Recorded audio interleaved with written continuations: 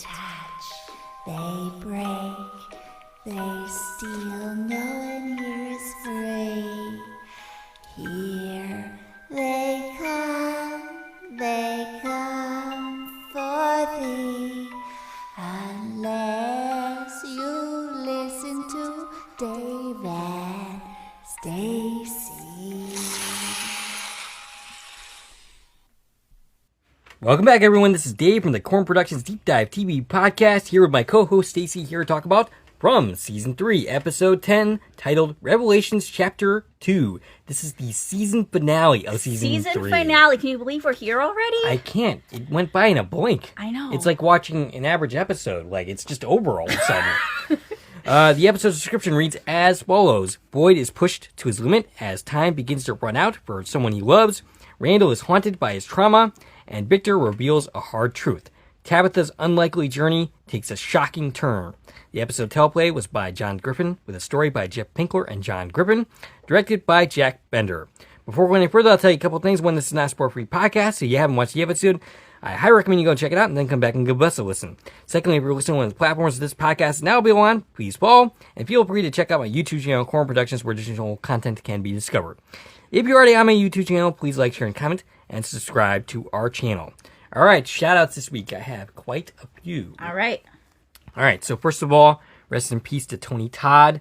He passed away recently. He was in Candyman, the first two movies, the Final Destination franchise. He was on a couple episodes of Star Trek The Next Generation, Deep Space Nine, as well as Star Trek Voyager, and many other things that I can name. He was a staple in the sci-fi. Oh, he was also on the X-Files as well, in an episode that I just recently covered, though. That will be a few weeks back by the time you're listening to this.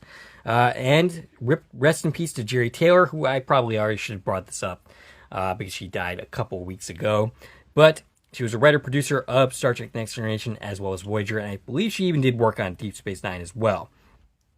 Kaylee recently, she responded on the Facebook group, the Corn Productions Facebook page, where she mentioned that our podcast was not yet up on Spotify.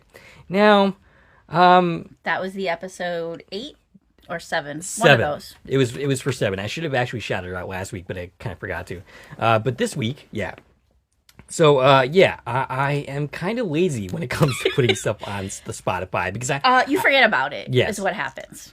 Basically, so YouTube is the baby. Yeah. And everywhere else is the stepchildren. Right. I mean, like, I just don't get that much reaction on Spotify or anywhere else, so it's something I just don't put as much time into it. But now that I know there's, at least one person there, I will be more active on that. Also, she inspired me to get it up on Apple as well. She had said that, well, since she couldn't find it on Apple's, why she's listening on Spotify. And I know you hadn't been able to make that work before, but now we're on Apple. Yes, we are. So we are on Spotify and Apple and Amazon podcasts. Yep. And I don't know where else we are. We're in the podcast places. Yep. If you're looking for us somewhere and can't find us, let us know and we'll look into it. Yeah, absolutely. So, Kaylee, we ended up chatting longer after that. We ended up talking about every genre series that ever existed, ever. Okay. She actually ended up having me watch Foundation Season 2, which I had yet to see, which was a very good season. If you hadn't watched Foundation, I do recommend that series as well. So she thinks that we are too hard. Well, we were too hard on Boyd in the last podcast, and that we were generally too hard on Jim. She thinks that about the fandom in general. Now, I don't think I'm exactly where the fandom is regarding Jim, because some of the fandom, I should say. A lot of them just straight up hate the Matthews. Right. And as I mentioned in the Sullivan's Crossing podcast that we just did, though that's a couple weeks back at this point. Sullivan's Crossing episode 206. Yes. Which you can find if you go back a couple weeks. Yes. Because we're recording this one early. Right. I don't hate Jim. I just think he makes a lot of stupid-ass decisions, and I don't always like how he behaves. Well, spoiler alert! Now... Might not be a problem much longer. Now, I actually thought that Jim did very well in the last episode, and I thought he did very well in this episode, right up until the literal last minute. Interesting to see how the fans react to him in 309 and 310. Because we, of course, don't have fan reactions for those episodes yet. Speaking of which... Our fan reactions right now are for 308. Right. Speaking of which, If you have comments about the next 2 episodes, we will shout those out because we are going to do some kind of season 3 wrap up. Right. After. Yeah. After. So make your comments, and if you make a good comment at least, it will be shouted out in the season 3 wrap up podcast. Yes, and that we're going to want to know all of your thoughts about the whole season. Yes. Yep. And where are we going and all of that good stuff. Speaking of returning to actually Boyd for a moment. Okay. She says, you could tell he was overwhelmed. It's been one thing after another. The man has serious PTSD. And he even said something to the effect that until he could figure out what to do next is what he was doing with Fatima. Now, my comments about Boyd were from an intellectual perspective. They weren't taking into account the emotional side of things. And usually I do both. If I were advising Boyd, if I were his advisor, I would advise him against doing what he was doing here. But if I were in his shoes, I probably would do exactly the same thing. What are we even talking about? I'm okay. a little lost. Okay. I know we're talking about 208, but it's been a minute for me. All right. Is this specifically about hiding what Fatima did? Yes. Okay. So, if Ellis, all right, let's say Ellis is Julia instead of Ellis. This is my daughter. Yeah. And it's my daughter's partner, which at this point she's telling me she's bi, so it could go either way in that direction. But unimportant. Right. It is unimportant. It's besides the point. But basically, my daughter's partner killed somebody. And I'm in Boyd's shoes. Do I throw my daughter's partner to the wolves? I don't think I could do that. Right. But the way I've seen people describe this is he's not being a good leader. Yes. Because a good leader isn't going to let your personal life interfere with making good leadership decisions. And I agree with that. That's the exact argument that I made. Except for one problem. If a senator's kid gets caught murdering somebody, what do? They cover that shit up. So Boyd is not doing anything different than any other leader would actually because do. leaders are corrupt. Right. I mean, part of the job. When it comes down to it, that's exactly the case. So, yeah. I mean, from a human perspective, I totally understand what Boyd is doing. If you have the power to help somebody you love, you use it. And, that's human nature. Even if it makes you a shitty person in that moment. Right. And so she points out the fact that, if I were in that decision and if I were in that situation and I had to make the decision quickly, would I honestly do would I be able to put my feelings aside? The answer is probably not. Yeah. Now, here's the thing, though, is not only was the situation, let's protect Fatima, you do have to look at, she's dangerous. Yes. As far as where we're at at the end of 308 is what's she going to do next? Well, not only that, but you're trying to protect Fatima, but you also have to protect your son at the same time. Protect him, protect everybody, because they have no idea what's coming next, right? Like, she could literally go on a murderous rampage that she has no control over. Right. So, yeah, obviously something has to be done about her. Right. But I also get why he's not willing to be like, let's put her in the box. And, so I saw, most of the fandom was like, put her in the box. Right. She deserves to go in the box. And they're not taking into nuance to what's actually going on. And I believe that's actually how the town would react. Yeah. I don't think they would take into account the nuances. No, the town's ready for pitchforks. Right, exactly. The fact that they even let... What the frick's Bob's character's name? Frank. Frank. They even let Frank go in the box in the first place. Says all you need to know about these people. It's funny because Frank is the only one to end up in the box, and I would argue he's the least deserving. He didn't do anything! Right. The worst he's guilty of is negligence, and his wife bears some responsibility for what happened. Absolutely. So he's the least... Sarah actively murdered people. She's responsible for 4 deaths. Right. And Fatima has literally killed somebody. Right. I understand there's extenuating circumstances. In both cases, they had outside influence from the town. Right. But that's the decision you need to make is murder. Right. Okay, so Annette, who I forgot to shout out last week, said that she thinks our podcast is the best, so thank you for that. Latrice, she says, it's a bit silly, but I'm actually glad that they answered the question of who threw the rope, and despite everything that I might have said in that last podcast, so am I. I'm glad that it gives me something to point to when people are like, well, we've got no answers. Yeah, you have, right here. And in fact, there was another answer in that episode. We got confirmation of, what happened to the kids. It was specifically said that they were murdered. Right. And we get even more of that in this episode. So after this episode, you're still saying we got no answers? Oh, we got so many answers this episode. I'm sorry. Like, we have a full outline now. Yeah, at this point, I'm not taking you seriously. You are a clown. She also says, regarding the leaks, I only became aware of them in the past week. Comments on YouTube kept cryptically referring to them. Eventually, my curiosity was piqued and I went to Reddit. I found a thread that described some of them, and knowing some of what happens, I'm shocked at how many people are throwing these spoilers around in other places.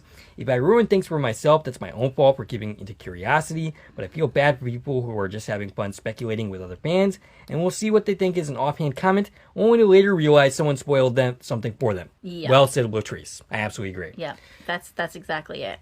And she mentions that that's what happened to me in Doctor Who, with people who were freely posting about spoilers regarding the last regeneration of the Doctor. Gerald Dominus 35 said something, though I did not take down his comment. Sorry about that, but Gerald, thank you for commenting. Athena Fox on Facebook wrote about the whole Julie situation. Basically, a lot of people were like, well, how was Julie interacting in that moment if she was actually, convulsing in the ruins? Yeah. And she says Julie was in two states at once, above and outside the ruins. Inside the ruins, in a different time, the past, this is called superposition, I'm just guessing on that, in quantum physics. We already know the town's physics are not normal, and Jade's been talking about quantum physics for a reason. So, yeah, basically, she traveled. So she went to the past. Right. And she was obviously in two different places. Yeah, she's in 3 or 4 different places at this point. She obviously had some type of physical presence in the past. Right. Because she was able to throw down that rope. Right. And, I mean, really is this place sets the rules. It doesn't have to follow any logical real-world rules. Because it doesn't. As I've said many times, it's not real-world logic. Yeah. It's dream logic. Well, since we're talking about Julie and time travel, I'm going to interject a minute with something from my notes. Okay. And, from the reactions of the fandom in general this past week after watching 308. And really, I'm beginning to understand why high-concept genre shows that we love get canceled so frequently. Because people don't understand them? The general audience is having such a hard time with Julie time traveling. In all different parts of it. People are just not getting it. The basic concept of, yes, she's in a different time. So many people are just like, what? That doesn't make any sense. Yeah. I don't understand how it doesn't make sense. I find it really hard sometimes not to just scroll through the Facebook groups and write under everyone's post, "You're a dumbass. You're a dumbass. Right? You're a dumbass." The posts have gotten harder and harder in the last couple weeks to be involved in. I envy Tony Foreman, who is a journalist who frequently says exactly what I want to say sometimes. And maybe we're starting to get him a little more the deeper we get into this. Yeah. Okay, so one post on Facebook specifically said, why wouldn't Julie remember that she's the one who threw the rope? Because in their mind, this is Julie in the past doing it. Right. And my response was, the past her didn't do it. The current her did it in the past. This is completing the loop. So, episode 202, the Julie that's digging out the house, didn't do it. Right. This Julie did it. The present Julie went to the past and affected the past. And that comment of mine got hundreds of likes. So clearly, someone understands what you're saying. They understand what I'm saying, but the fact that I needed to say it, and the fact that people are praising me for saying it. One person's commented that I need to write for season 4. Now, I thought I was just stating a pretty basic fact about the scene. Right. Trying to unconfuse the poster of this thread. But it seems a lot of people are just really confused at the whole root of it and don't understand any concepts of time travel. I guess. And I think that's going to be a problem for this fandom. So, what's really funny is one person actually commented, and I thought this was an interesting idea, but I don't think that's where they're going. And by the way, the Julie that we see at the end of this episode, not our current day Julie. Definitely not. And I guarantee you, people are Yeah. going to be confused by Yes. it. And we're going to have to explain it to I just them. want to be the first one to say it. But, yeah. I mean, that's very painfully obvious to me exactly Right. what's happening in that scene. Right. But I'm guessing a lot of these people who don't understand or throwing the rope Right. are not going to understand how this season ends. Right. So, someone suggested that it wasn't Julie, that Julie had Yeah. entered someone else's body. Right. So basically they were suggesting that she was quantum leaping, Yeah. which I found really amusing. Yeah, which is not the case. I know, it definitely Martin isn't, called but- her out by name. Right, Which yeah. is a whole other thing. Right. No, it's definitely not the case, but I thought that comment was pretty amusing. So moving on from that, Locke86 said that he thinks the blood from Elgin was for Fatima. That's pretty obvious at this point, but he did make that comment. So Yeah. So good Mark- job yes. figuring that out. The What is From cast actually had an interesting point Okay. in that Sarah had an alibi for Tilly's murder. At least I'm pretty sure she did. Basically, she was with Victor at the time that was Well, taking place. sure, but Yeah. is Victor a reliable witness? Probably not. But nevertheless. Oh, and speaking of which, Donna being prepared to throw her under the bus bothered me when she first brought it up. Yeah. But it didn't bother me nearly enough. Like when I was looking at it, I was looking at it from Boyd letting that happen. But Donna even suggesting it really should have bothered me more Yeah. when she did it. I mean, she fixed herself yes. after that. But yeah. Yeah. Yeah. So actually, in episode 8, yeah. yes. But she fixes it in episode 9. David Gale, at least I think I'm pronouncing that correctly, basically wrote me an essay Okay. in the comments. I can't summarize it. It's very long. I'm not going to read it. Okay. It's a very good, interesting comment. I don't claim to even understand it fully. I think I'd have to read it a couple of dozen other times and maybe do some research on it. But it's a very interesting comment. If you're interested, I highly recommend you go and read it. Where can they find this comment? You can find it under the YouTube comment section. It's David Geel. So on our 308 video. Yes. Okay. Yes. Yep. I do recommend it, and thank you for that really thoughtful, long essay comment. Okay, so I was rewatching season 1. That's the end of my shoutouts, I think. You were rewatching season I 1. was. Okay. Yes. I was rewatching season 1 and a little bit of season 2. Okay. And I noticed some things. There's the reoccurring motif of someone being held against their will in a basement that also occurred in Under the Dome, Yeah. as well as, to a lesser extent, Lost. I found that it happened in the first season of From with Father Katri and Sarah. Yeah. And it's now happening with Elgin and Fatima. Sure. And I found that kind of interesting. You know, speaking of underground, I don't have this in my notes anywhere, but I know I never actually brought this up. Did you notice that everyone that's gone through a faraway tree, except for Tabitha, landed underground? That is interesting. Victor ended up in the caves. Sarah ended up in the church basement. Yeah. Julie ended up in the root cellar. Dale ended up in the pool. Right. All underground. Interesting. Except Tabitha, who landed, where she was supposed to go. Interesting. I don't know what that means, but it's an interesting observation, I think. Yeah, that is interesting. So we also met Alma the goat in a season 1 episode, which I did not realize when we were watching season 3, the premiere. I did not realize that we had actually previously met Alma. And you know what's really interesting about that is that when we were introduced to that goat is the episode that Sarah tried to kill Ethan.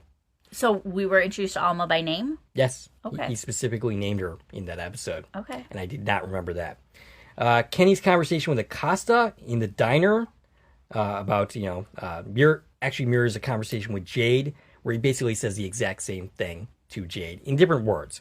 And he's even quoting Jade to Acosta when he says, not the type to accept the world as it is. That's exactly what Jade says in that conversation in season 1. Okay. So I found that very interesting. And that's it for my observations. I think we can move on from there. We're already 20 minutes into this thing. I still have plenty of stuff about the fan reactions. All right, so let's get to your comments. Okay, so the discussion about whose body's in the cellar continued this week. Okay. We talked about it last week. But all I have to say about this is that conversation's gonna keep going until next year because we actually never got an answer on this one. We're probably not gonna either. I think we will eventually. Yeah. But it might be a while, and it probably isn't important. Is it Julie? I don't know who it is, but the audience is still talking about that. Okay. After 308. The things we choose to do. And someone did do a good close-up of the shirt this week. Yeah. And it's not a solid blue stripe. It has a pattern on it. So it's definitely not the shirt Jade was wearing, which was the biggest theory after 307. That's the only one that I found that was actually the most credible. Yeah, out of all so of them. I don't think it's anybody that we know, but I do think they might address it at some point. If not, simply for the fact that the audience has made it such a big question. The same way I kind of think Who Throw the Rope only became a thing because the audience took to it so much. Right. Like, obviously they were already going to do this time travel story, but I think they might have specifically made her the person that throws the rope to answer the question of who threw the rope. Maybe. I mean, I don't know. The other topic that was huge this past week in the fandom is Martin. Who is Martin? Nobody will accept that Martin is Martin. He can't be his own character. I don't understand why he can't be his own character. Right. I'm actually very tired of this question. Viewers are convinced that Martin is literally every person, right? Yes. And it's become like a joke at this point. Like, people are, putting his beard on Fatima, and like, so speaking Pega of which, is responding to it, yes. and Yep, like I giving saw her a that. reaction. Like, I think that's hilarious. Good for her. But guesses that have been coming out, like, I think people serious guesses, which some of these are like, are you people serious? I can't tell anymore. We've got Henry, which, they've always said that since we met Henry. Randall, the boy in white. Yeah, I don't understand why. The teen boy creature that says hi to Julie in episode 2, because we're fixated on the fact that that creature and Martin both know Julie's name. And I don't understand why we're fixating on that. Because we've been told time after time after time, all the creatures know everybody's name. We've literally had that in the dialogue. A creature telling Trudy, we know all your names. So speaking of which, that teenager creature that we saw in season 1, the premiere. I think it was episode 2. It was at either the very end of 1 or the very beginning of 2 when they got to the porch. Probably. It was right there in in that cut. I am seeing way too many posts suddenly asking what the deal with this guy is. Exactly. Okay, what the deal is, it was a monster screwing with Julie. Right. That's Just it. like Grandma telling Yes. what's her name? Megan. Megan, thank you. Hey, I'm your grandma. And she's like, you don't look like my grandma. She's just pretending to be her grandma. Yeah. It's not that she actually looks like her grandma. Right. This is what they do. And we've literally been explained this in the canon of the show. Right. And I don't understand why this is suddenly coming up so much now. I don't know why everybody's and people are saying it in conjunction with Martin knew her name, so it's proof that he's somebody. No, it's not. How is that proof he's somebody? Right. Any entity could have told him this. Because they all know everything. Right. He could be an entity himself, or he could just be getting information the way Sarah and Elgin are being told things. So I think it's actually quite possible that Martin might actually does know Julie. It could be. Because he probably meets Julie before he ends up in this could predicament. Be. But also, it's not proof of anything. You're right. Because everybody knows everybody's freaking name. He knew all about Abby and Abby's story when he met Boyd last season. Right. Other guesses are that he is Ethan. Yeah. I don't understand it. Why would we think it's Ethan? Did Ethan, suddenly get a Marine tattoo? Right. That's why it can't be Randall, is because Randall does not have a Marine Well, that tattoo. was actually what I want to talk about next, is out of all of these, Randall's the one I buy the most. I do believe because my thought was, have we seen Randall without his shirt on? To see if he has a tattoo on his forearm. Well, I think and I don't know if we have. Wasn't he wearing an undershirt in this episode? I don't know. Because when he was doing the pull-ups, wasn't he just in a white white beater but did type we shirt? see his shoulder? I wasn't looking for I didn't go back and look at any of this because I'm not trying to solve this question. But if it's one of these people, he was my best guess. I don't buy that it is anybody we know. But I find the Randall theory makes the most sense. Just because, not just because, but we did suspect he was military. Right. Like when we first met him, he gave off military vibes. He was traveling with a rifle. He's got the crew cut, Right. And we did speculate that when we met him that he was military. Right. People are saying, well, he wasn't a Marine. We don't know that. We've never heard his backstory. Everything about his behavior suggests military to me. Yeah, we speculated military. Yes. And he's never given us a story, so we Right. don't know who he is or where he's from. The only Right. thing we know about him is he was on his way to his nephew's birthday party. Right. And he had a drone, so it kind of makes sense that he might be military because of that. He was giving that was the gift for his nephew. Yeah. It wasn't like a. No, I meant it would make sense that he would. It would lean to his character. Yeah. That's what he would pick as a gift. Yes. Yeah, so out of all of the theories, that's the one I would put the most weight in. But that was my question: is have we seen his shoulder? And I didn't look into it any further. That's literally a question I have. You'd have to watch every single scene that Randall is in. Yeah, but and somebody will over the next year. Yes, somebody will. I have a good guess of who it might be. I'm pretty positive though that if we look at a scene in this episode, that he's not wearing a shirt. I mean, he's wearing a shirt, but it's he's wearing like a sleeveless tank top. type. Yeah, deal. So I think we might be able to see it there if there is such a tattoo. Right. But yeah. Okay. But it's definitely not Ethan with that tattoo. Definitely not. No. Unless he leaves Fromville, has a whole life, and then comes back. Right. I mean, I guess that's possible at this point. Anything's possible, Yes. but I don't see it.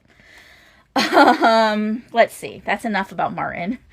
The other thing that was going around this week that I do want to mention is some mystery about Acosta.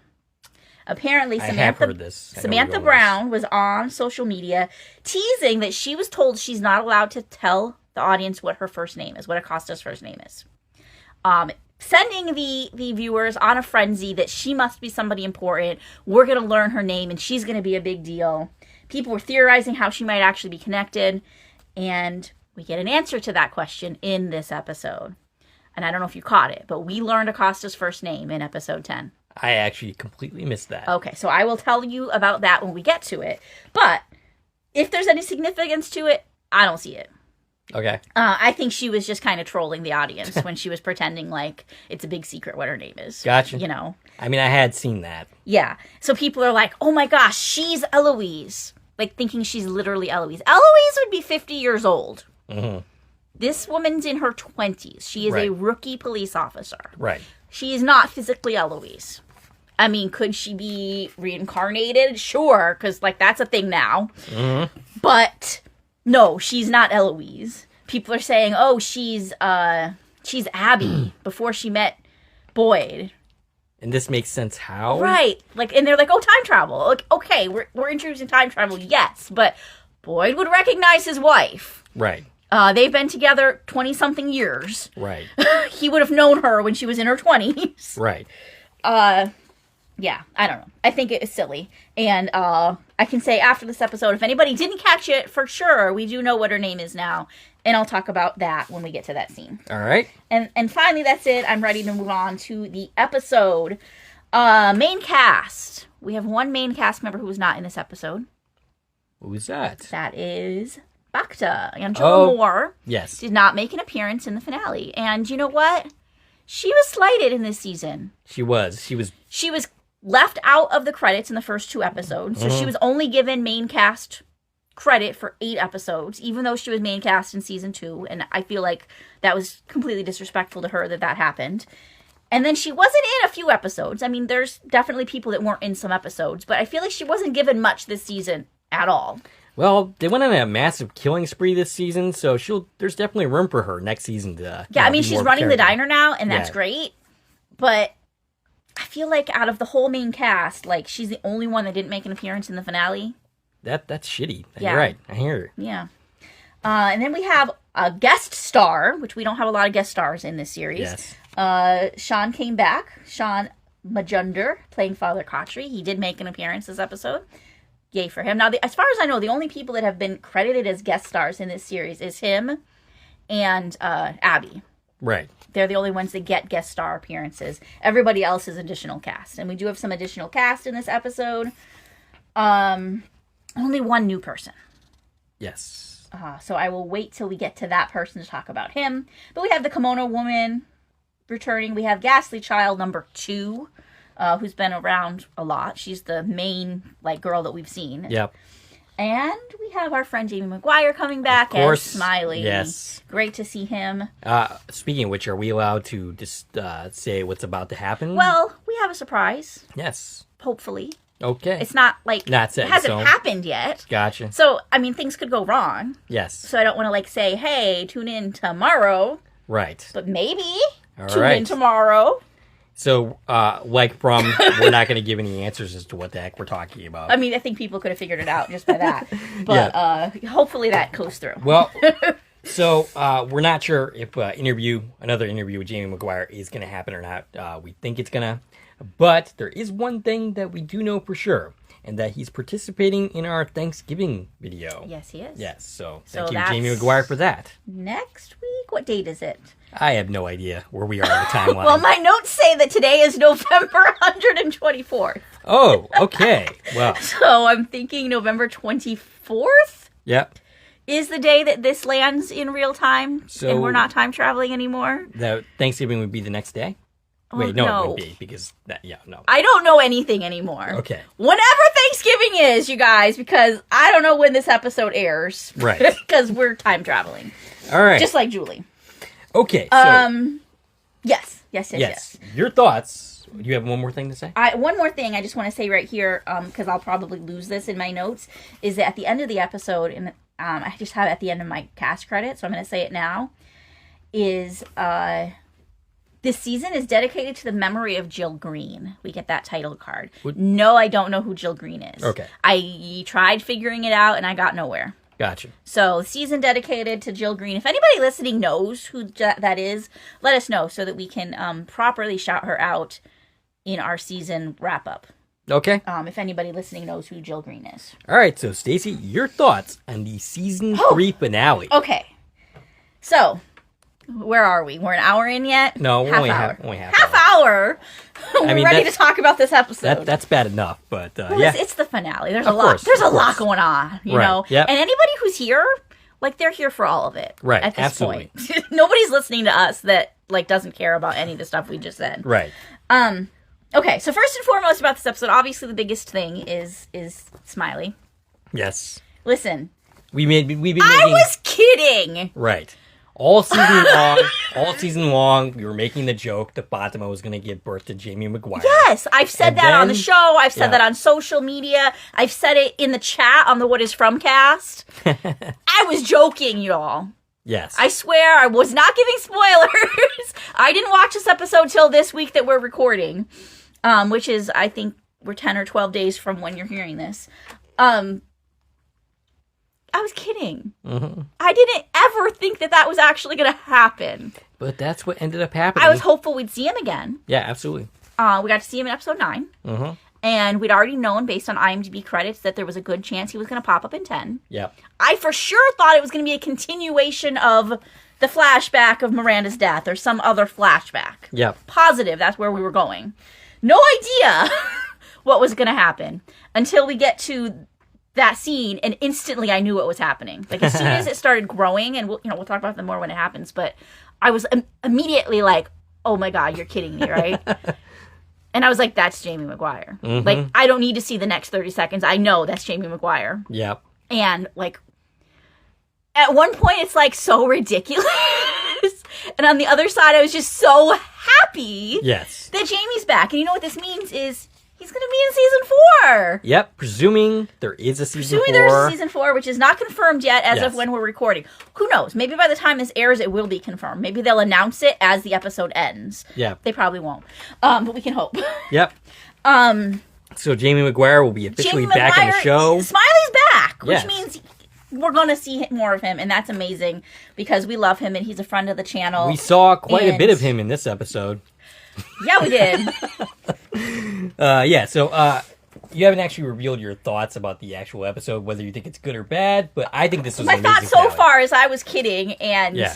and I can't believe that actually happened. Yeah. And again, I can't. It probably is really corny, Yes. but to us, it's amazing. Yeah. And I'm kind of really curious to see how fans react to that scene. Yeah, I mean, like, viewers, like the average viewer. I want to know how they react. Average viewer. I mean, a lot of them were fans of Jamie Maguire. And sure, and they miss. I mean, Jamie's been our like most watched interview. Yeah. Is that still true? Yeah. That is still true. Yeah. So that's like, because we've interviewed some amazing people. Yes. And the fact that he's like got more views, says something. Yeah. The fandom loves Smiling. It does.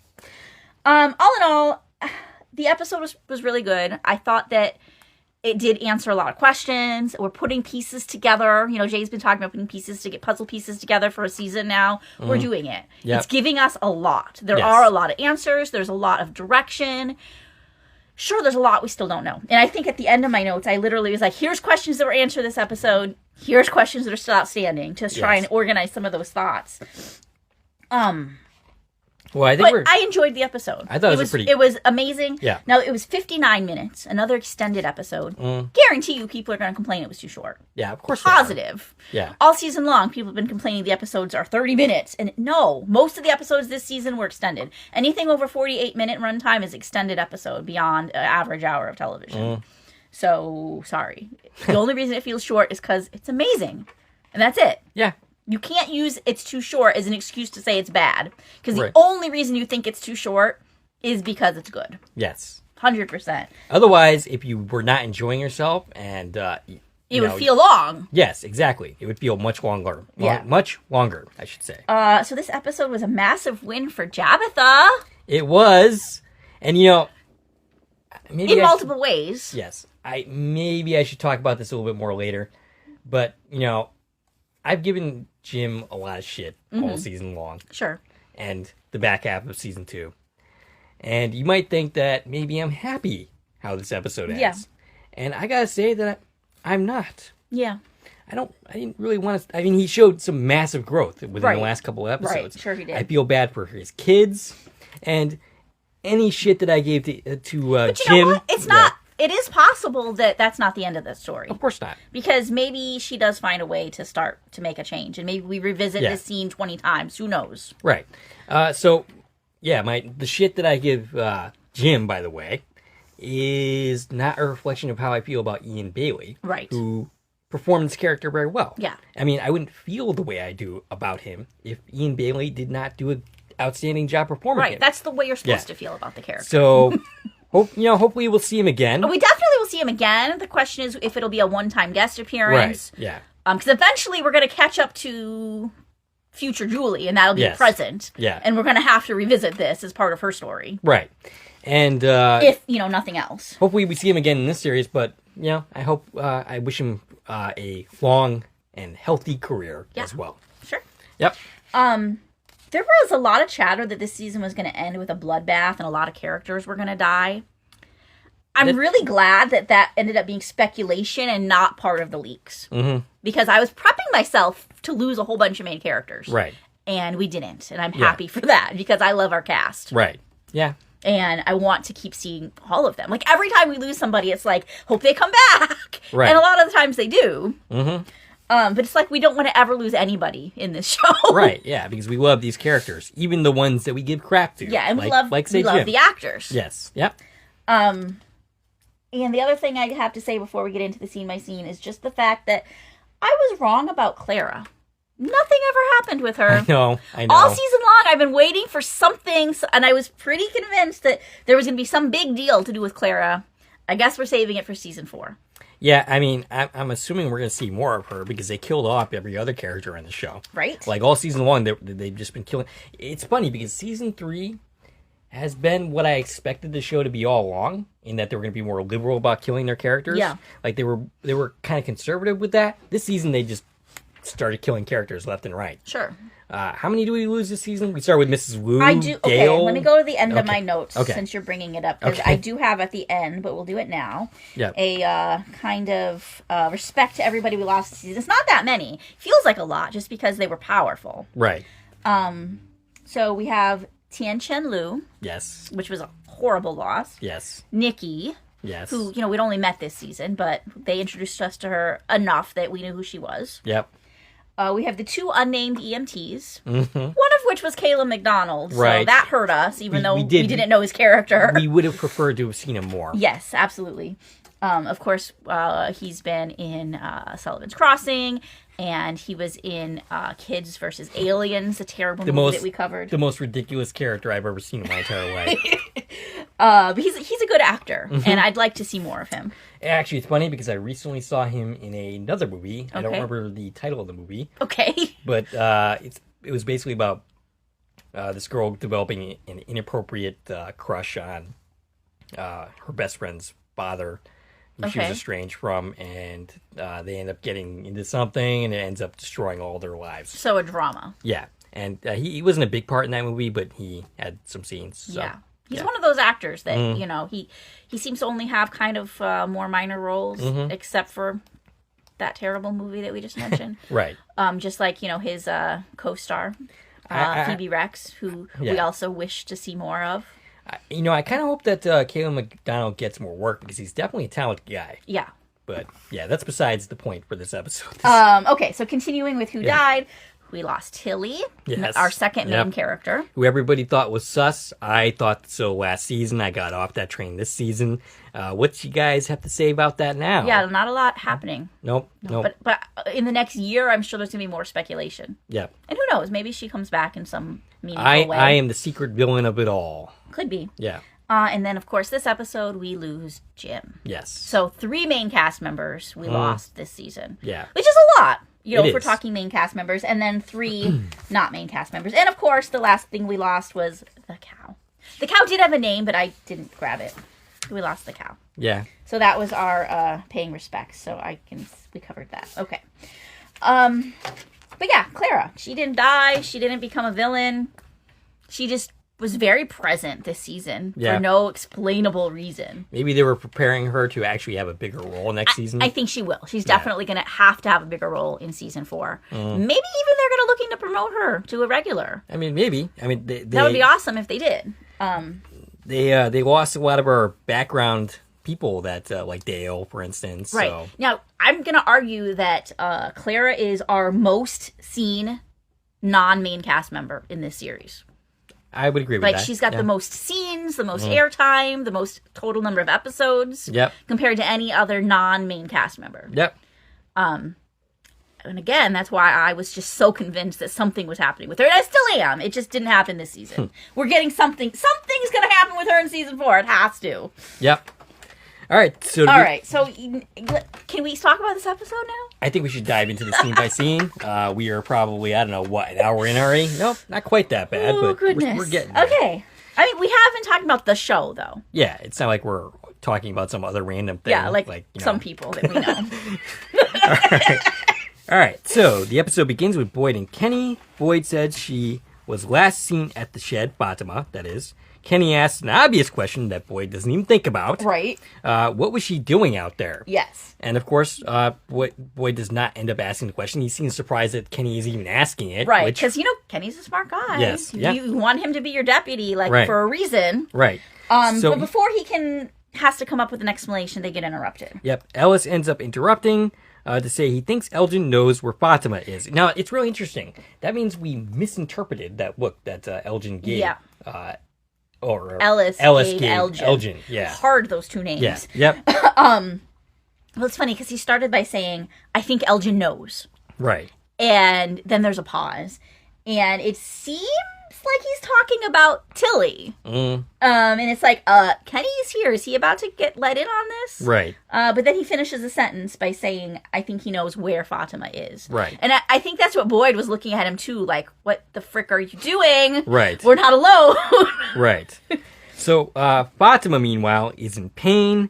We see the stomach moving around, and this very much reminds me of an Alien movie. It definitely looks like she unbuttons the stomach area. We get a good view of something trying to get out. Yes. And it's definitely feels like something's going to burst out of her stomach and kill her. Right. Now, I'm very happy that that's not where it went. Yep.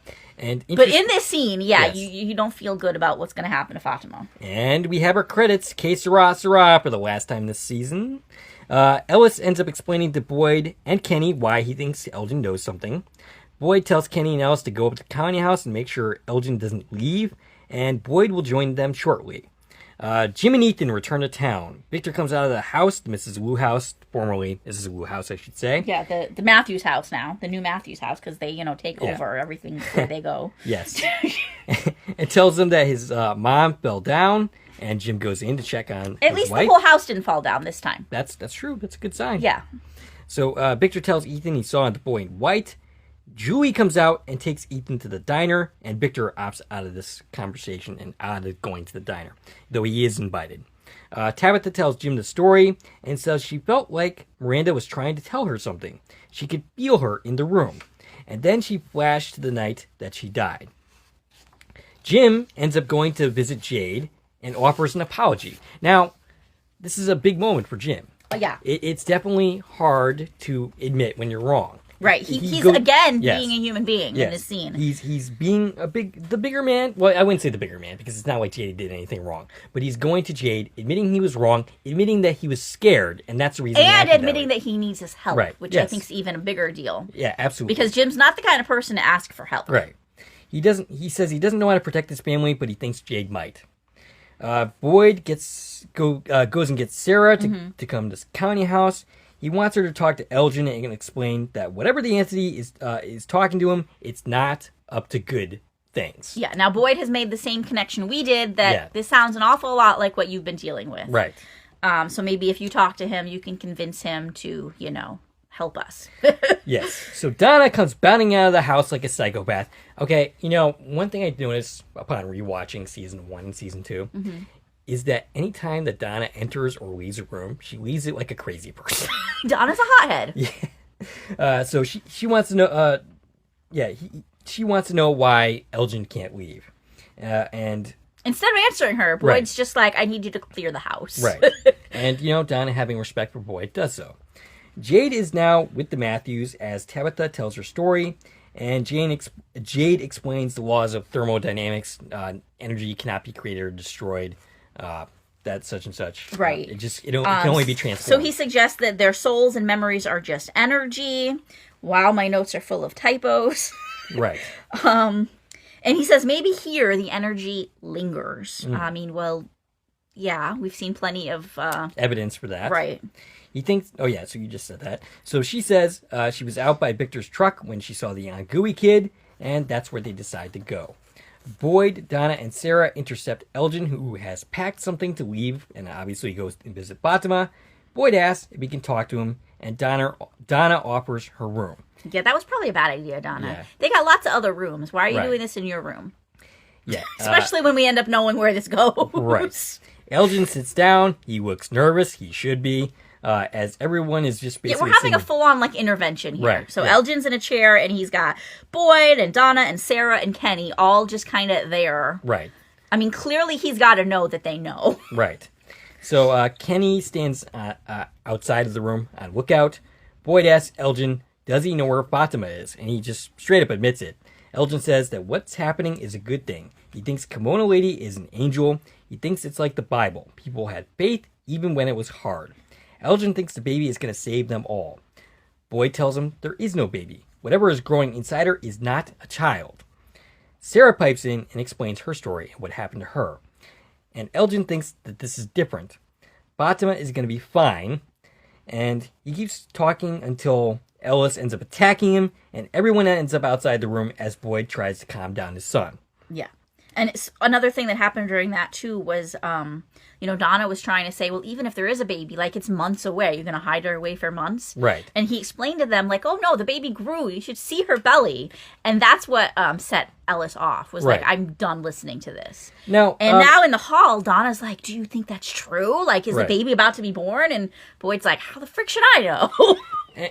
Shouldn't this be an indication to Elgin that this is definitely not a good thing? Right? A baby that grows like that is not an indication of a serious problem. Yeah. Now, also, I want to point out, regardless of what these people, what conclusion they come to, nobody's doing anything to stop this. Right. What's happening with her is happening with her. It's already out of your hands. Right. Sure, it's can you get to her and help her medically? But... it's happening. Right. It doesn't matter if you know where she is or not. It doesn't matter if you get to her. This thing's happening. Well, I'm assuming they think they can stop the pregnancy somehow, but they haven't even brought that possibility up. So Sarah pipes in. So Sarah tells them that Elgin is not going to tell them because he believes what he is doing is the right thing. And in response to that, he asks Donna, where does she keep her tools? Yeah. And Donna tells him. Kenny tries to say something. He's just shut out. But Boyd just tells them that no one goes in that room and goes to get his tools. And they all seem aware of his intentions. Nobody seems to be that happy about it, not even Ellis. So Henry finds Victor at the playground. Yes, and tries to make up with him and saying, hey, look, I've had a hard time with this, but that's no excuse. First he asks, the first thing he says is he's like... How are things going with Jasper? Yeah, he wants to know about Jasper's interrogation, which I thought was so cute. Yes. That he's he doesn't believe Jasper talks, but he's trying to communicate with Victor on his own level. This is him trying to make a connection here. Right. And Victor admits, he's just a doll. He doesn't talk. I was wrong.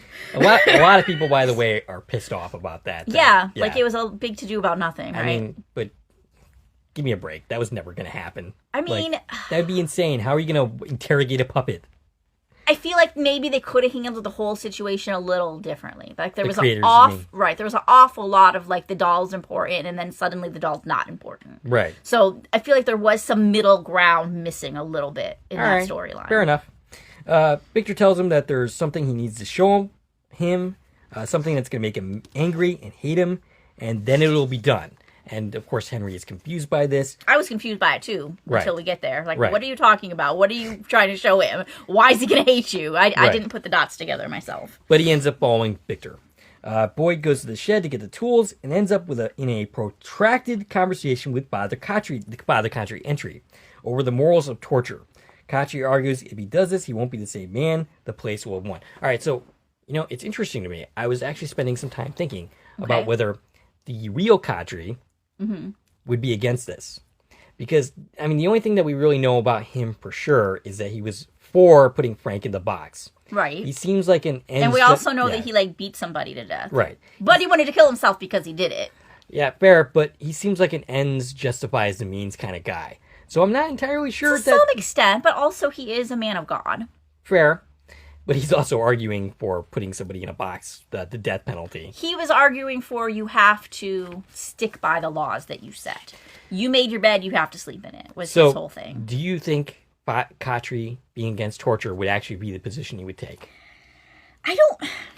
I'm not arguing that this is out of character. Right. I'm arguing that this might be an indication that this is not Father Khatri. Well, we know it's not Khatri. Right. Like Boyd has already said, that wasn't my wife, so what are you? Because you're not. You must not be Khatri. Right. I kind of feel like maybe Khatri would have this standpoint from the perspective of Boyd's soul. Okay. Do you want to physically torture someone? Is that who you are? Which is really what he's saying. Right. He's not necessarily arguing about, it happening at all, but just, this isn't good for you. Right.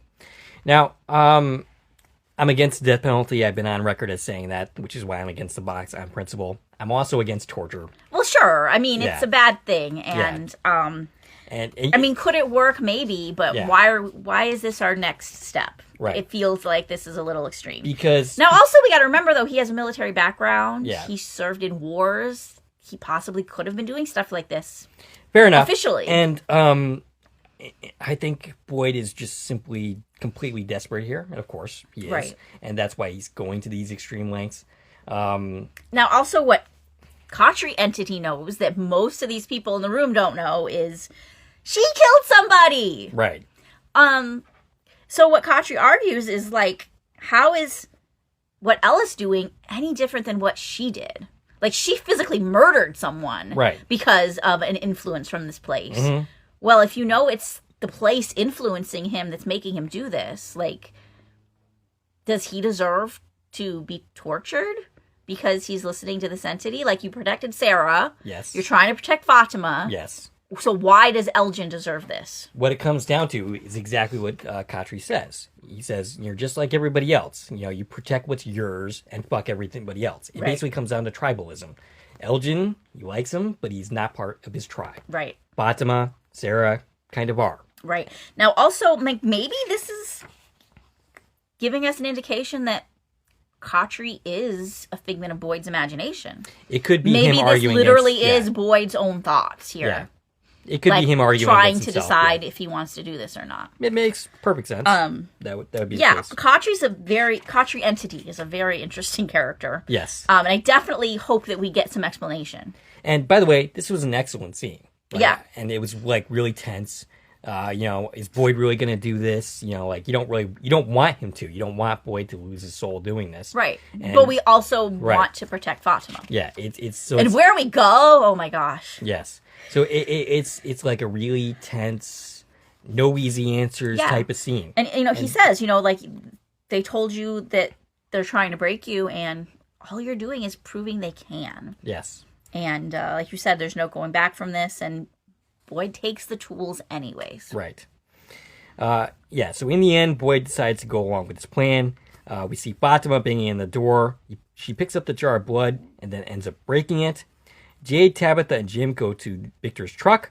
Tabitha tells him the symbol is roots of the tree, and that it symbolizes hope. Yeah, they're putting it all together, like they're everything they've learned in the last 2 episodes. And poor Jim is just like so confused. He has no idea what either of them was talking about. He didn't know until this moment that Jade was seeing the kids too. Right, it's all news to him because he doesn't. And I'm not going to say it's because people aren't telling him. It's because he doesn't care. He doesn't want to talk to anybody. Right. But he's like, wait, you see them too? And like, I don't think he even understood the connection that his wife and Jade have been having. Perhaps. Why they've been working together so much. So I think some part of him does get that. I think he gets it now. But I think he already kind of knew, because he was clearly threatened by Jade enough to go and confront him. But before this episode, I think he honestly just thought like, oh, they're hanging out together and I don't like that. Not like why they specifically are working together, why they're helpful to each other trying to figure this out. Gotcha. Like, why him? So Jade starts flipping out at the sky, asking, why didn't you just tell him? He rants at the sky and says he's going to sit there until they want to tell him something. And Jim is basically like, do you feel better? And Jade says, nope. And by the way, I do kind of love these scenes with Jim, Tabitha, and Jade working together. Yeah. Because we haven't actually seen a lot of that. Jade and Jim working together since season 1. Season 1, right. And that didn't go very well. No, but it was an interesting dynamic between the two of them that I really enjoyed. All right, so this is the scene you were talking about earlier. Randall does some pull-ups outside the clinic. Yes. And he starts hearing the cicadas. They start overwhelming him. He rips his bandages off. He goes inside and wants to know where the equipment was from the ambulance. He's told, and then he goes down to get it. He pulls out a defibrillator, preparing to shock himself, but he's stopped by Muriel. And he shouts he just wants it to stop. Muriel seems to calm him down and freak him out, and continues to hold him. And she tells him it's going to be okay. He literally was about to fry his brains. Now, this might look like a suicide attempt, but if you're just trying to kill yourself, there's easier ways to do it than this. Yeah, he's trying to stop the cicadas. Yes. Yeah, he's not trying to kill himself. No, but it could have killed him. Very easily could have killed him. What he was trying to do in desperation. And that's the last we're going to see of Randall this season. By the way, so Muriel gets a lot of crap as a character. Mm-hmm. Rewatching season 2, Bacta annoyed me in that first episode that she was in, like, a lot. And she still annoys me in that episode watching. Muriel had a good bedside manner and was demonstrating it right from the get-go. Mm-hmm. She has a kind heart, and that was demonstrated within that episode specifically. So she's been a better character this season. Yeah, I think she's grown a lot. Yeah, but she's still the same kind-hearted person that she was when we first introduced her. Right, and now that we're not dealing with her drug withdrawal. Yeah. She's in a much better place. Mm-hmm. Now, where she is with everything going on with them is another story. Right. So Boyd returns to the house. Ella seems to want to argue against the torture, but doesn't. Donna just looks miserable. She hates this, but she's not going to say anything against it. She will not interfere. Yeah, she's kind of on board with it. Right. Like, she's going to let it happen. She doesn't want it to, though. But she understands that, like, this might be, like, helpful. Right. Boyd says what happens next is on him.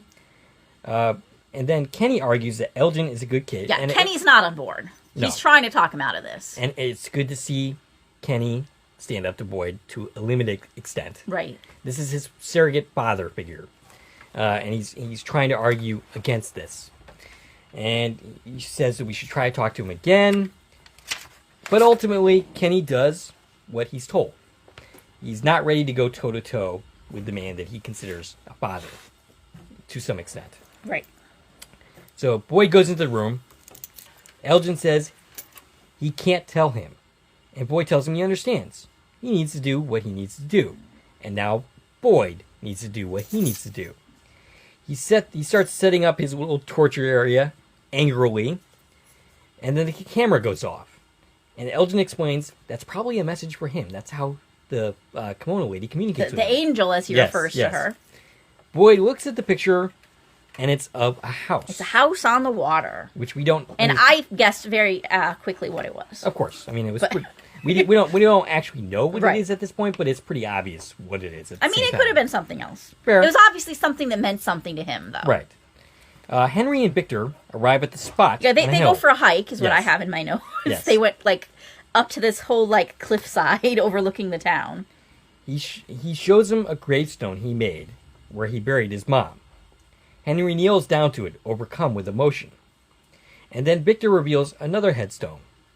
And Henry hesitantly asks if that's Eloise. Victor thinks so, but he doesn't actually know. All he could find was pieces, as she was so small. Yeah. And so he couldn't make a positive ID. And you know what? I absolutely take this as foreshadowing. Eloise isn't dead. The Phantom will as well. That's what I'm taking, because for him to be like, I think so, I couldn't really ID her, that's totally leaving it open that was some other little girl he found. Right. Or who knows whose body parts that he assumed was his sister, and Eloise could have actually gotten out, and she could still be alive, and I really think that this is not her body. Kaylee pointed me to a season 2 episode, a conversation between Victor and Tabitha. I'm not actually prepared to talk about that right now, but I think I will bring it up in the season 3 wrap-up when we talk about that. But yeah, it was interesting. She brought up a point about something that Victor says that makes it sound like Eloise, that they actually talked after the night in the cellar. Well, it's so hard because everything... Victor is the most unreliable narrator that has ever existed. Yeah, I made that point. Even himself, he doesn't know what he's saying is true, what he's saying is made up. He contradicts himself a lot. He does. One example is, every time he talks about the boy in white, he has a different story. Yeah. About the first time he met the boy in white. And then, we met him here. Oh, we met him there. Now, once again, I'm going to say that you could chalk that up to bad writing. Sure. Plot holes. Yep. Or, as you just said, Victor being a completely unreliable. Right. And that's what I'm going to chalk it up to, is you can't trust anything Victor says 100% because even he doesn't. Right. He doesn't know anything. He forgot he had a sister for 2 seasons. Right. So, Victor says it was his fault. Yeah, so now he's getting to the part of why his dad's going to hate him. Yeah. Which, again, I didn't put all this together until it happened, but we already know he's blaming himself for their death. Right. And this is him confessing to his dad that it was his fault. Yeah, he was the one that told his mom about the tree. And that was, he views both of his mother and his sister dying. That's what he chalks it up to. He blames himself for that.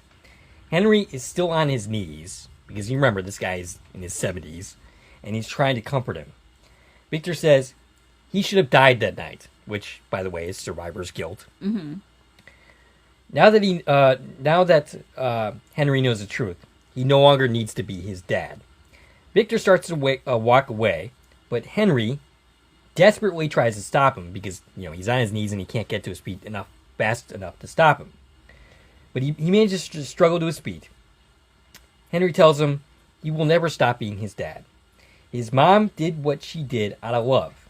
She was trying to protect him, and now that's his job. Victor says, okay, and they hold each other, and this is where that thread ends for the season. So, this is an ongoing thread throughout the season. Yep. Beautifully, beautifully done throughout. Yep. And both Scott McCord and Robert Joy do amazing in all of these scenes that they share together. They're totally viable as father and son. Mm-hmm. Despite what the fandom Despite the might say. fandom thinking they're the same age, which is ridiculous. We've talked about that before. I think they both do such a great job. Yes. And yeah, this was a great scene. Yes. The Emmy goes to... Yeah, I said that- Everybody! Yes, basically. The From cast needs to be nominated for all of the awards this year. Absolutely. Please. So, Tabitha, Jade, and Jim argue about the numbers. Jim wonders if they are chasing someone's random delusion. But Tabitha says Miranda saw the tree in her visions, and therefore they mean something. Jade says he's been through every math formula he can think of, and then Jim suggests, aren't there 12 notes Right, in a so scale? we came to the conclusion there's 12 digits in these numbers. We have Yep. the 10 digits of numbers plus 2 numbers backwards. I think the 2 and the 7. Interesting that it's not the 4 and the 7. And so there's 12 different digits in whatever the code is, and they start talking about, well, hours in a day, hours on a clock, or months in a year, all of these different 12 scales, and he's come up empty. And yeah, it was Jim who came up with notes on a scale. And it's interesting that Jade didn't come up with that, because Jade is a musician. Yes. So the fact that he missed that is literally just him thinking too hard, right? Right. So Jim gets excited, goes into action. He sends Jim to go get the violin from the house that Victor hid there because Jade kept stealing it. So he quotes this is what he says to Jim. He says, "Teacup, you are a fucking genius. I love you." And Teacup is another season 1 reference because Yes. that's what he used to call Jim. He used to call Jim Teacup because he works on amusement park rides. Yep. And then everyone goes into action. Christy and Marielle. Oh, and I just want to also comment on the fact that he said the reason the violin is in their basement, because Jim looks at him like, why would it be in our basement? And he's like, because I kept stealing it from him, so he was hiding it from me. Right. Which I thought was hilarious. Not only that Victor's hiding the violin from Jade, but Jade knows where it is anyway. Right. So Christy and Marielle. Christy gave Randall something to help him sleep. Marielle wonders what happens when he wakes up. Good We're point. going to have to wait a year to find out, I guess. Yep, because he's going to be sleeping for the rest of the season. Kind of like Elgin was at the beginning of this one. And I kind of still wish he was still sleeping. But anyway. So Christy says, look, I've tried to give you space. I've tried to be respectful. But I need to know, are you okay? Right, because remember, Yeah. Julie's not okay. Randall's not okay. You would guess that Mary's not okay, but she all season long has been like denying that there's anything wrong. Muriel says that she is in fact not okay and doesn't think any of them are going to be okay. Elgin and Boyd. And that's a wrap on Christy and Mary. Elgin and Boyd. Elgin is desperately asking Boyd what was in the picture. He's starting to get really scared and nervous here. And he keeps asking this question over again. Yeah, as Boyd ties him up. Right. And Boyd is really pissed now. He explains, it was the house that he was going to go to when he was set to retire. Yeah, the only thing, it's where they were Yeah. driving to when they came upon the tree. And the only thing missing is the boat. And he's not impressed by this. Yeah, and again, reference to the boat, I'm very certain we're going to see that boat. I'm sure. The reason it's not in the pictures because it's in Fromville. I'm convinced. The boat is here. We know Boyd has the key. Yep. The boat is going to become a plot point at some point. Possibly how they escape or deal with something, but they're going to find Boyd's boat. And it's funny because, if you watched Lost, you understand why Harold Perrineau in a boat is funny. Yes. So, and I get that joke now. Yeah. I did not get that joke When we started started. this podcast. But, so, Elgin tries to convince him that it means they're going home. Elgin says, whatever you think you got to do, you don't got to do it. And that's pretty close to whatever you think you're gonna do, please don't, which is a quote from Misery, and I've heard this pop up several times.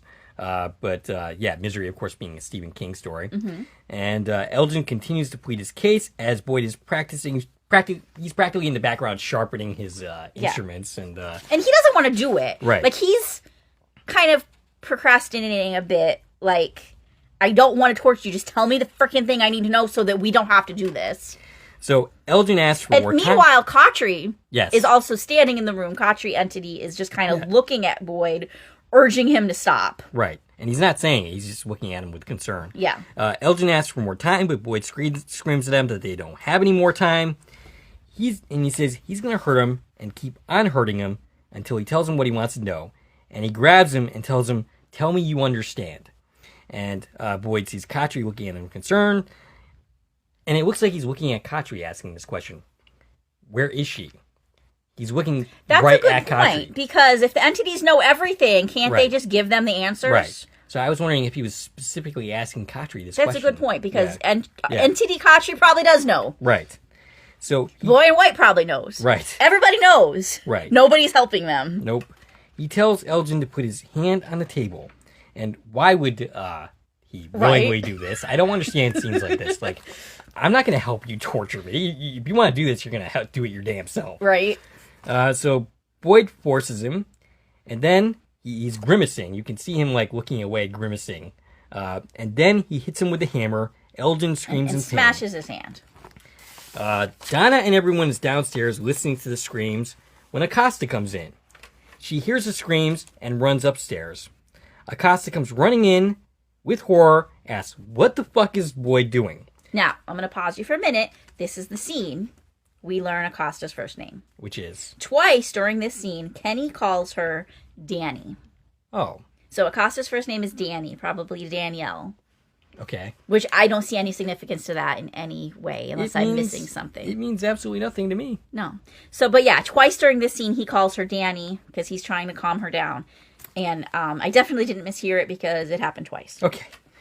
So, Acosta demands an explanation, and Boyd tells everyone to go downstairs. Now, it's interesting to me that I'm actually now on Acosta's side. Sure. Like, I want this to stop. Right. And I don't want Boyd to do this.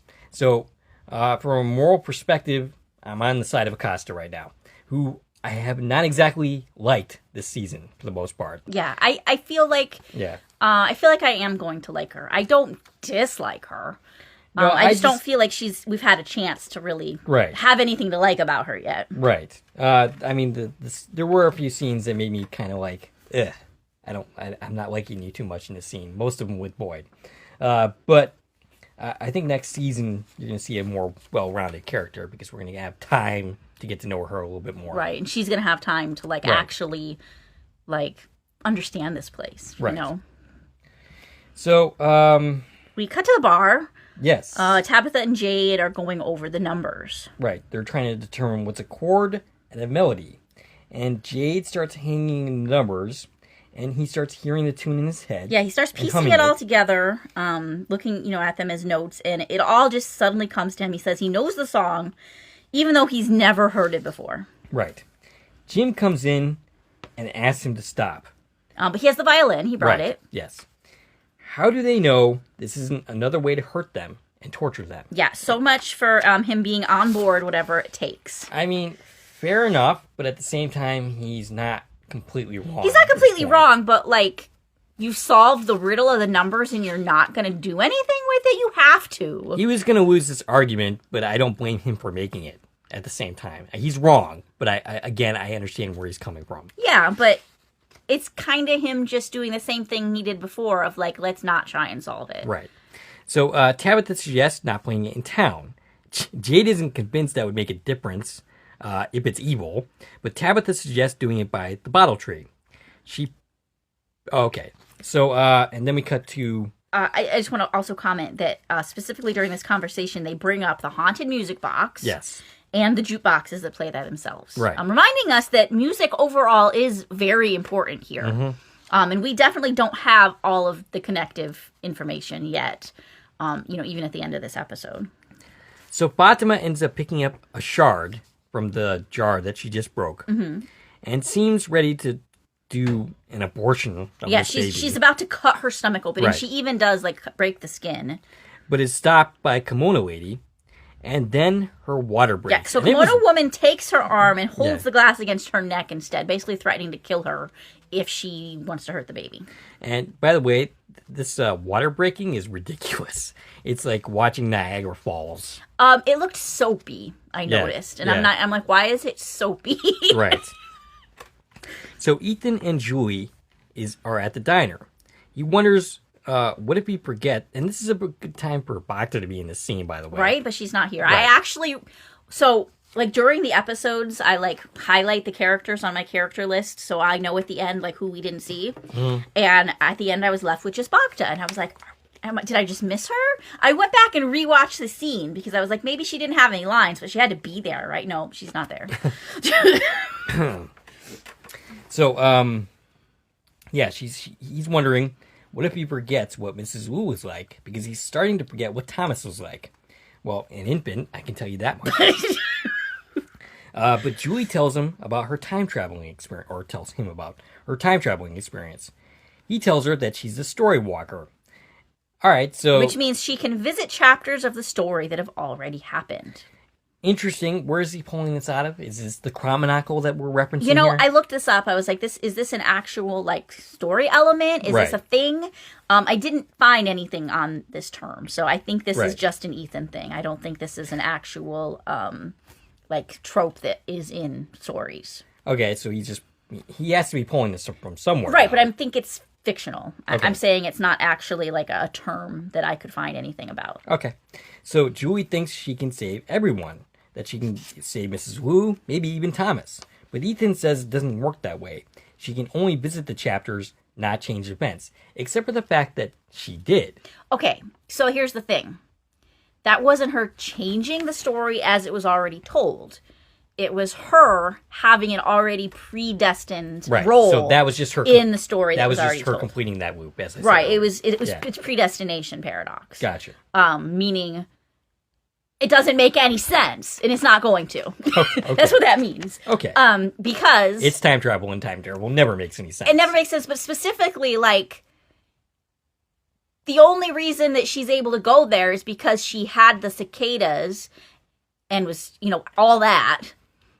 And none of that would have happened if Boyd didn't bring back the worms. And that wouldn't have happened if Boyd wasn't in there in the first place and got out. And he wouldn't have got out without her dropping the rope. Right. So the whole thing is impossible. Yes. I mean, it's kind of the same thing as, the bootstrap paradox with the bracelet. Right. Except we're dealing with, like, physical events here. Gotcha. And, yeah, what I get out of it is she was always meant to do that. That is part of the story. We just didn't know it yet. Okay. As opposed to her making the conscious decision to change the story. I think no matter what happened, this was going to happen. It had to.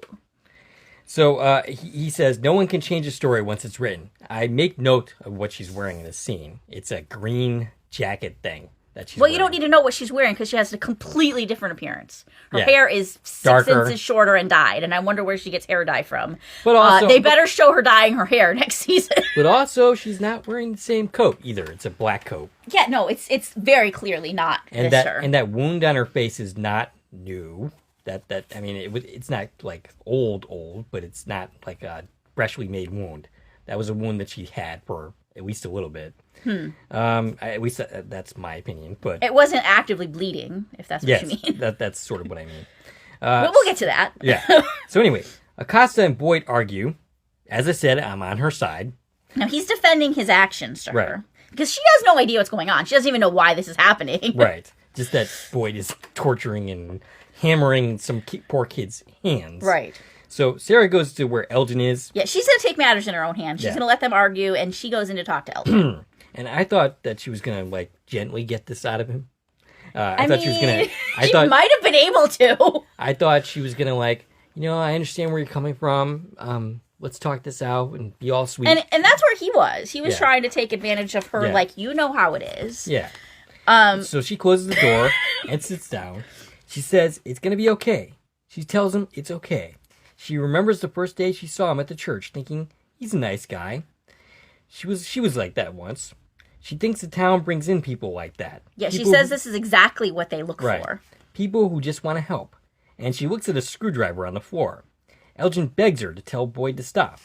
She gets up and says that Boyd doesn't understand how far he will have to go. He's a good man, and she wants to spare him his soul, the one that she no longer has. She picks up the screwdriver, and we know where this is going. Yeah. Acosta and Boyd continue arguing. She threatens to go to the town, and it's interesting to me. What would happen if she had done that?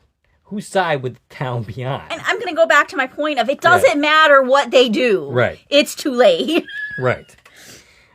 So they hear the screams. They all run upstairs. They find Sarah very bloodied, with Elgin His eye is definitely massively fucked up. He's probably never seen out of She's stabbed out of his eye. I'm questioning if he's even going to survive this. Yeah, but I mean, I think he probably will. I don't know. Like, I watched it a couple times, and he's just kind of spazzing out a little bit. It's very possible she went deep enough that she damaged his brain. I think if he were going to be killed... Well, they couldn't kill him yet because he had to tell them the answer. He couldn't have died instantly. Sure, but I think if they were going to kill him, they wouldn't, like, have him die like this. They would make it clear that he died. Or maybe not. I don't know. I don't know. We'll see. Or maybe he, has serious brain damage and they're going to end up having to put him out of his misery. Either way, he's... Or he's going to have a very serious makeup to do for every episode. They just stick an eye patch on it. But at the same time, if he somehow survives this, he's effectively going to be Sarah. He's going to be a pariah. There's no way anyone's ever going to trust him again. So he's probably going to wish he died. Now, does Sarah gain any credibility here that she did this to him and got the answer? I don't know. And how does the whole town feel about this once they find out that Fatima actually killed Tilly? Or are we going to actually keep that under wraps? Which, by the way, is a thread we did not conclude this season. Right. And you can't just drop that.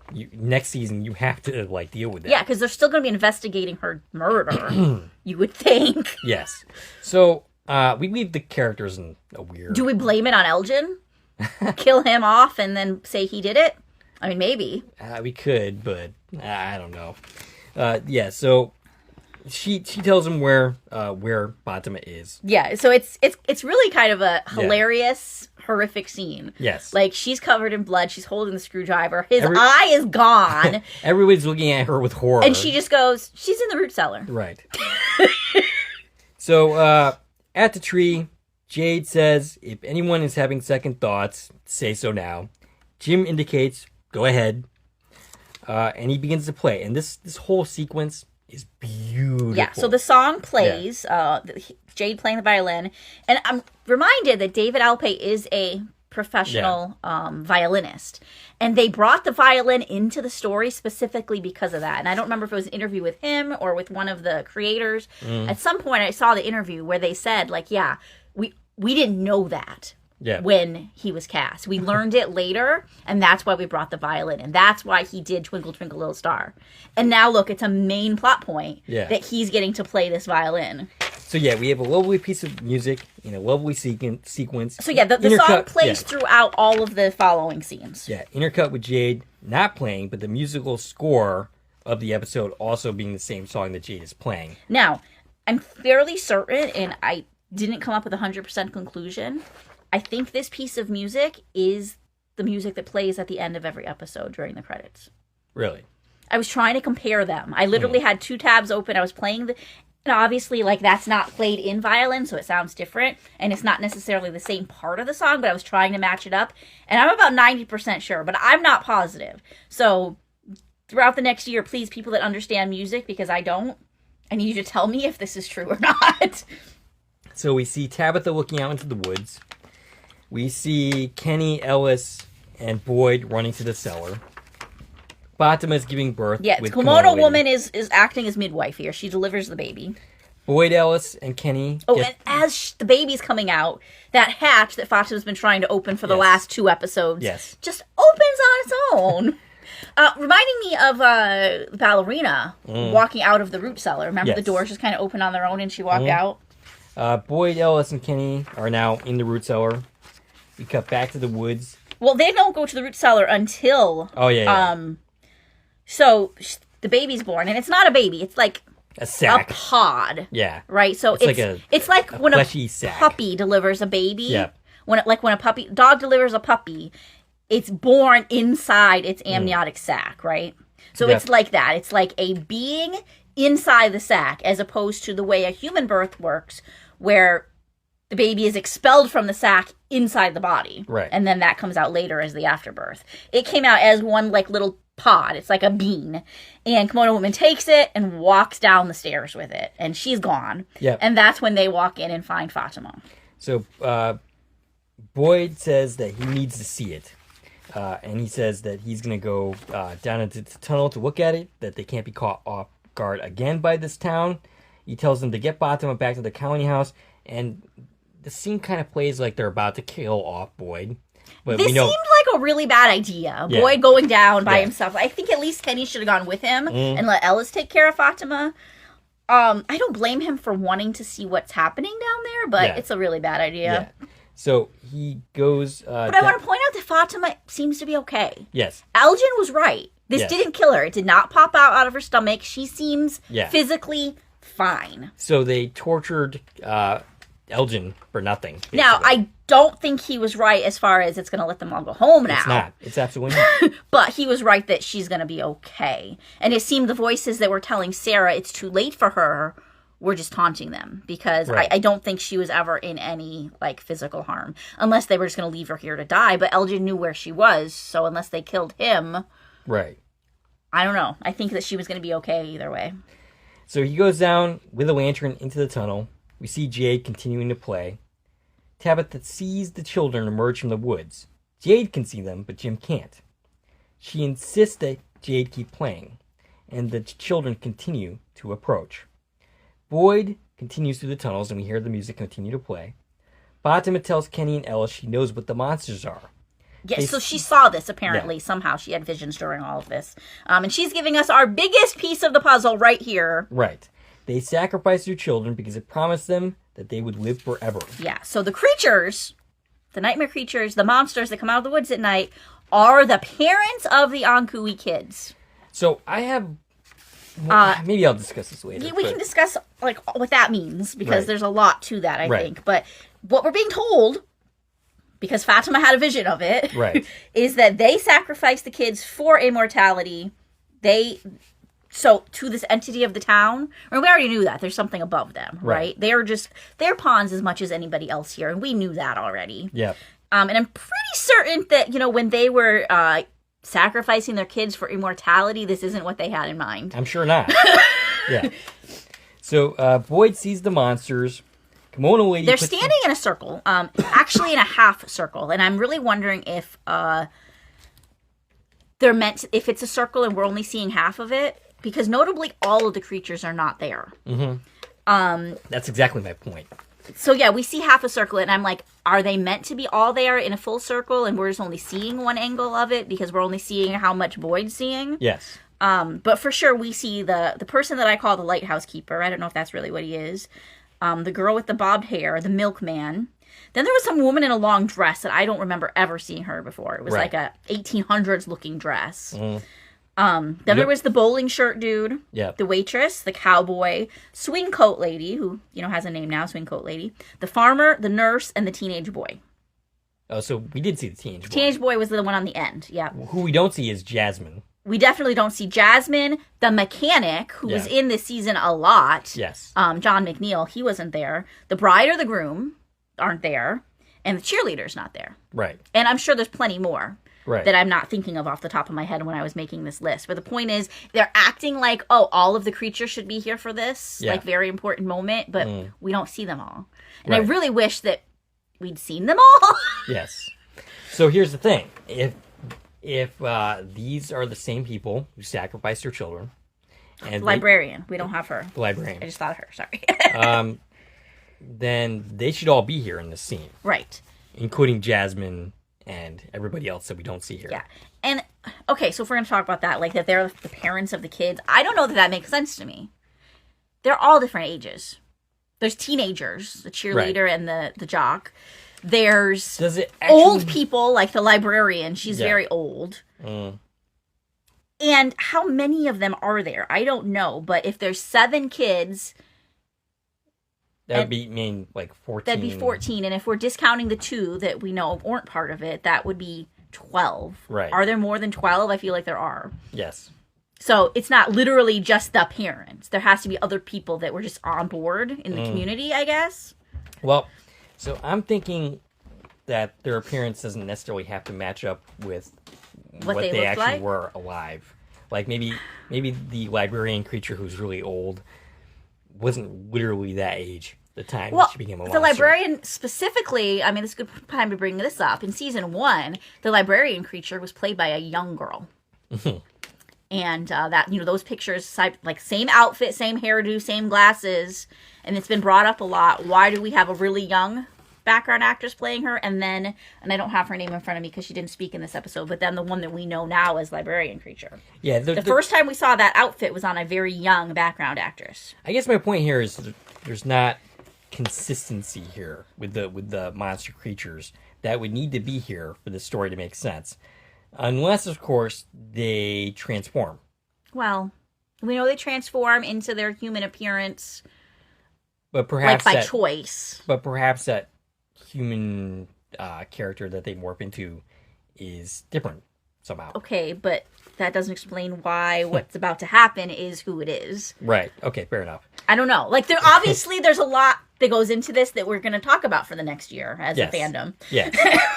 So something ends up emerging from it. So yeah, the pod's in the middle of the circle. Yep. It starts growing. And again, instantly, as soon as it started growing, I was like, oh, I know what's happening. That's Jamie!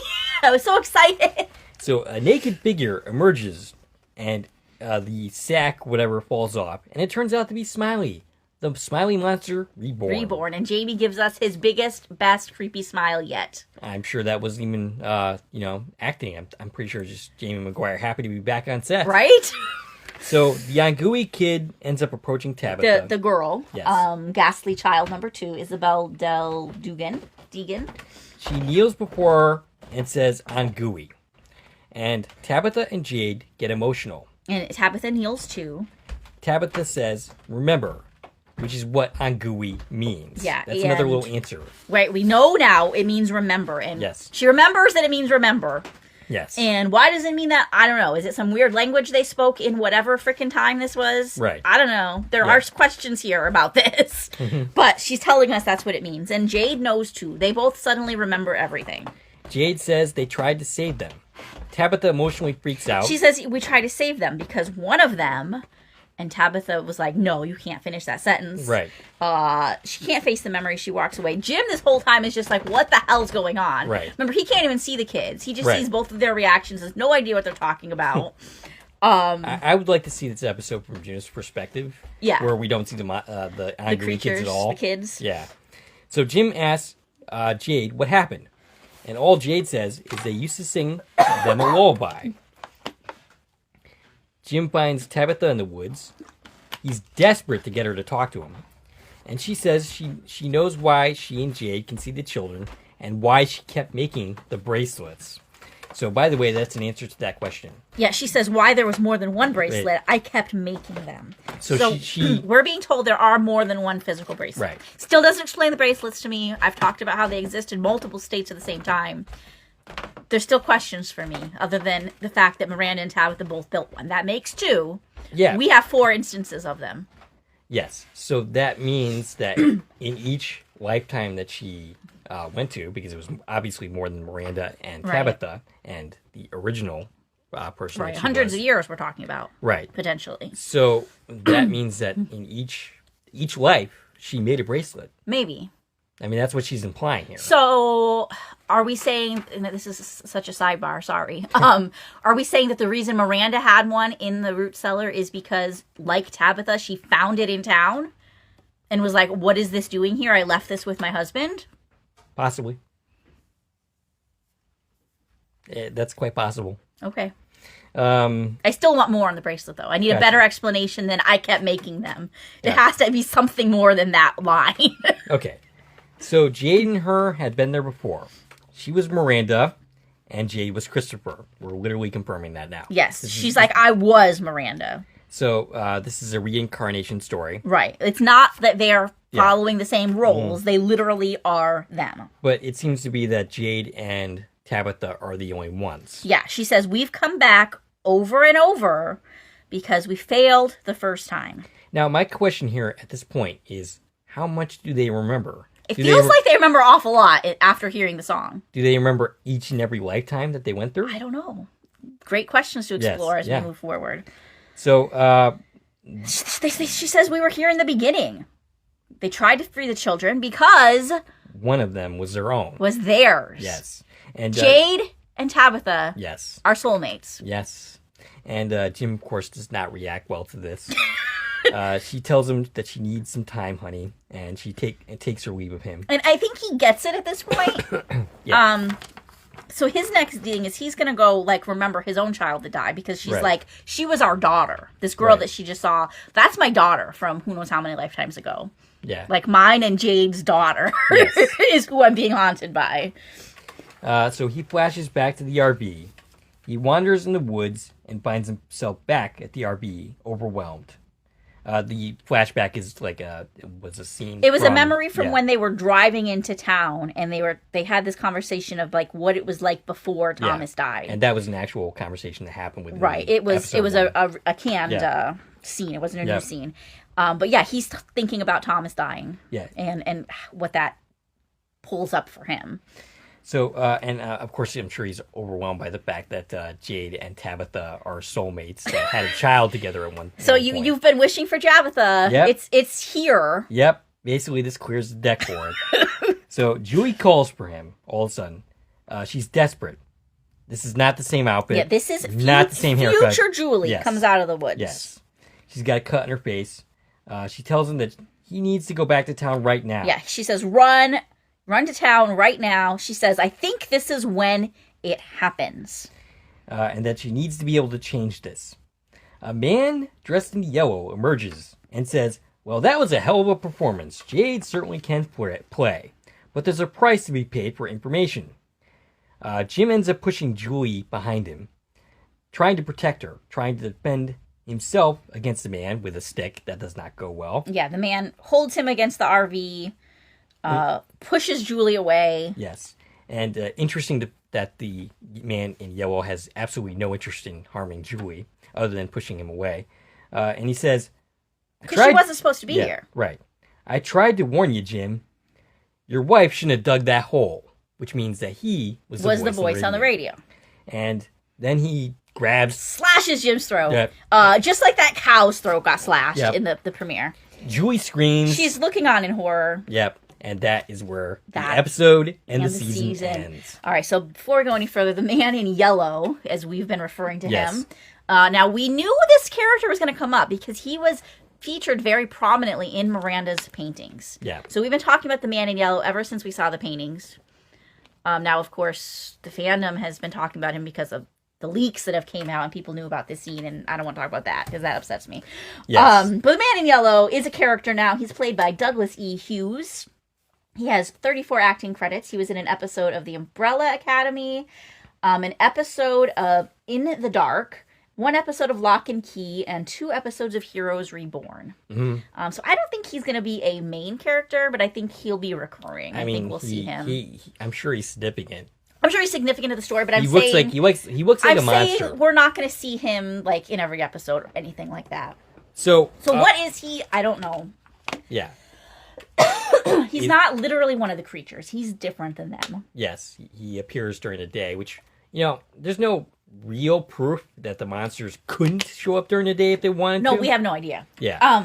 That they don't. Now, I saw one person who, I think it was someone who has screeners, and they weren't saying this in a spoilery way. Like, they weren't saying the context, but it was a conversation about the man in yellow and about the paintings. Because the big thing going around this week was the painting comparing him and Randall, because in the painting there's little blood splatters all over the painting, like red flecks, and it looks like in the painting, Miranda's painting, that the man in yellow has a big gash on his cheek. So the fandom's been comparing him to Randall, saying, oh, he's Randall.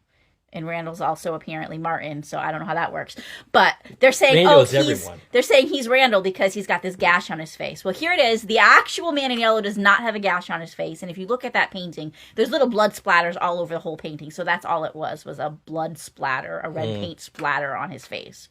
As far as I can tell, like, they're not saying that the man in yellow has a big gash on his face. But I get why people thought that. Anyways, it was a conversation about this where somebody had made a comment saying that the creatures can come out. The creatures are daywalkers now, basically. Okay. And I don't see that at all. I don't see him as a creature, per se.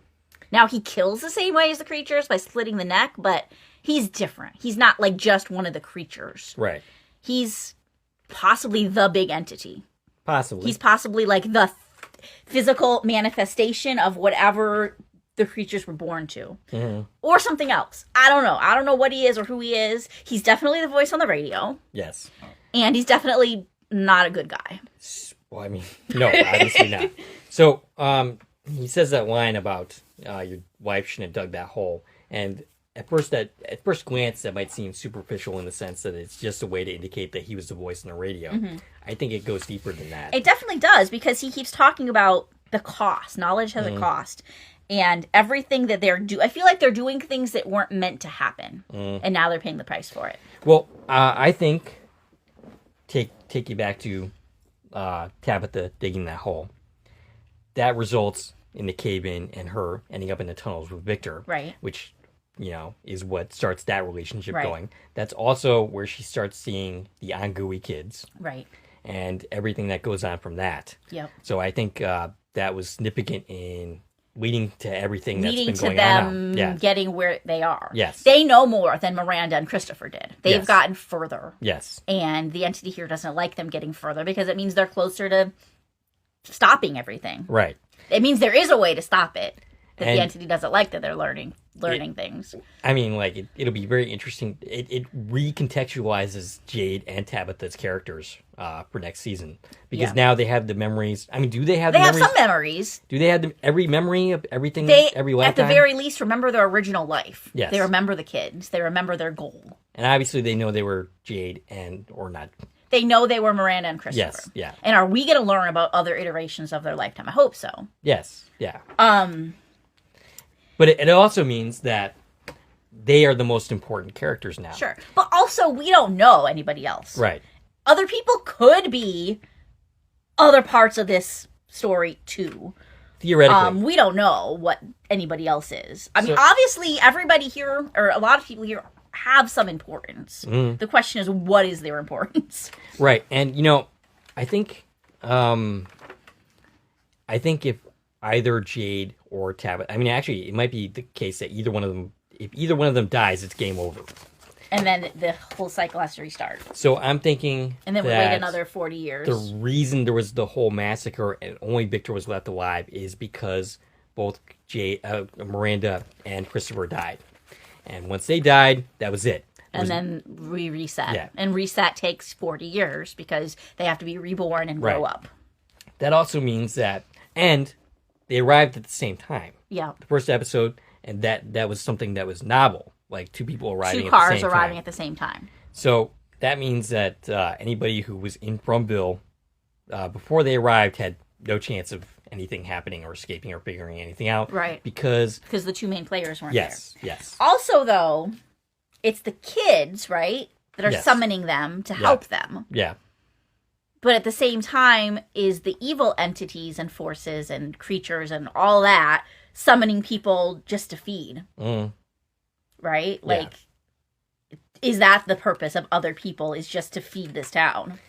So yeah. Because we can confirm now that the creatures eat flesh and blood. Yes. Because Elgin specifically referenced the fact that Because it was Yeah. feeding the baby blood is Yeah. what brought Smiley here. there was questions about that, whether they were feeding or just tearing people Exactly. apart That for was fun. something we didn't Yeah. know for a fact. And now I can say for sure we know they are ingesting the flesh and blood.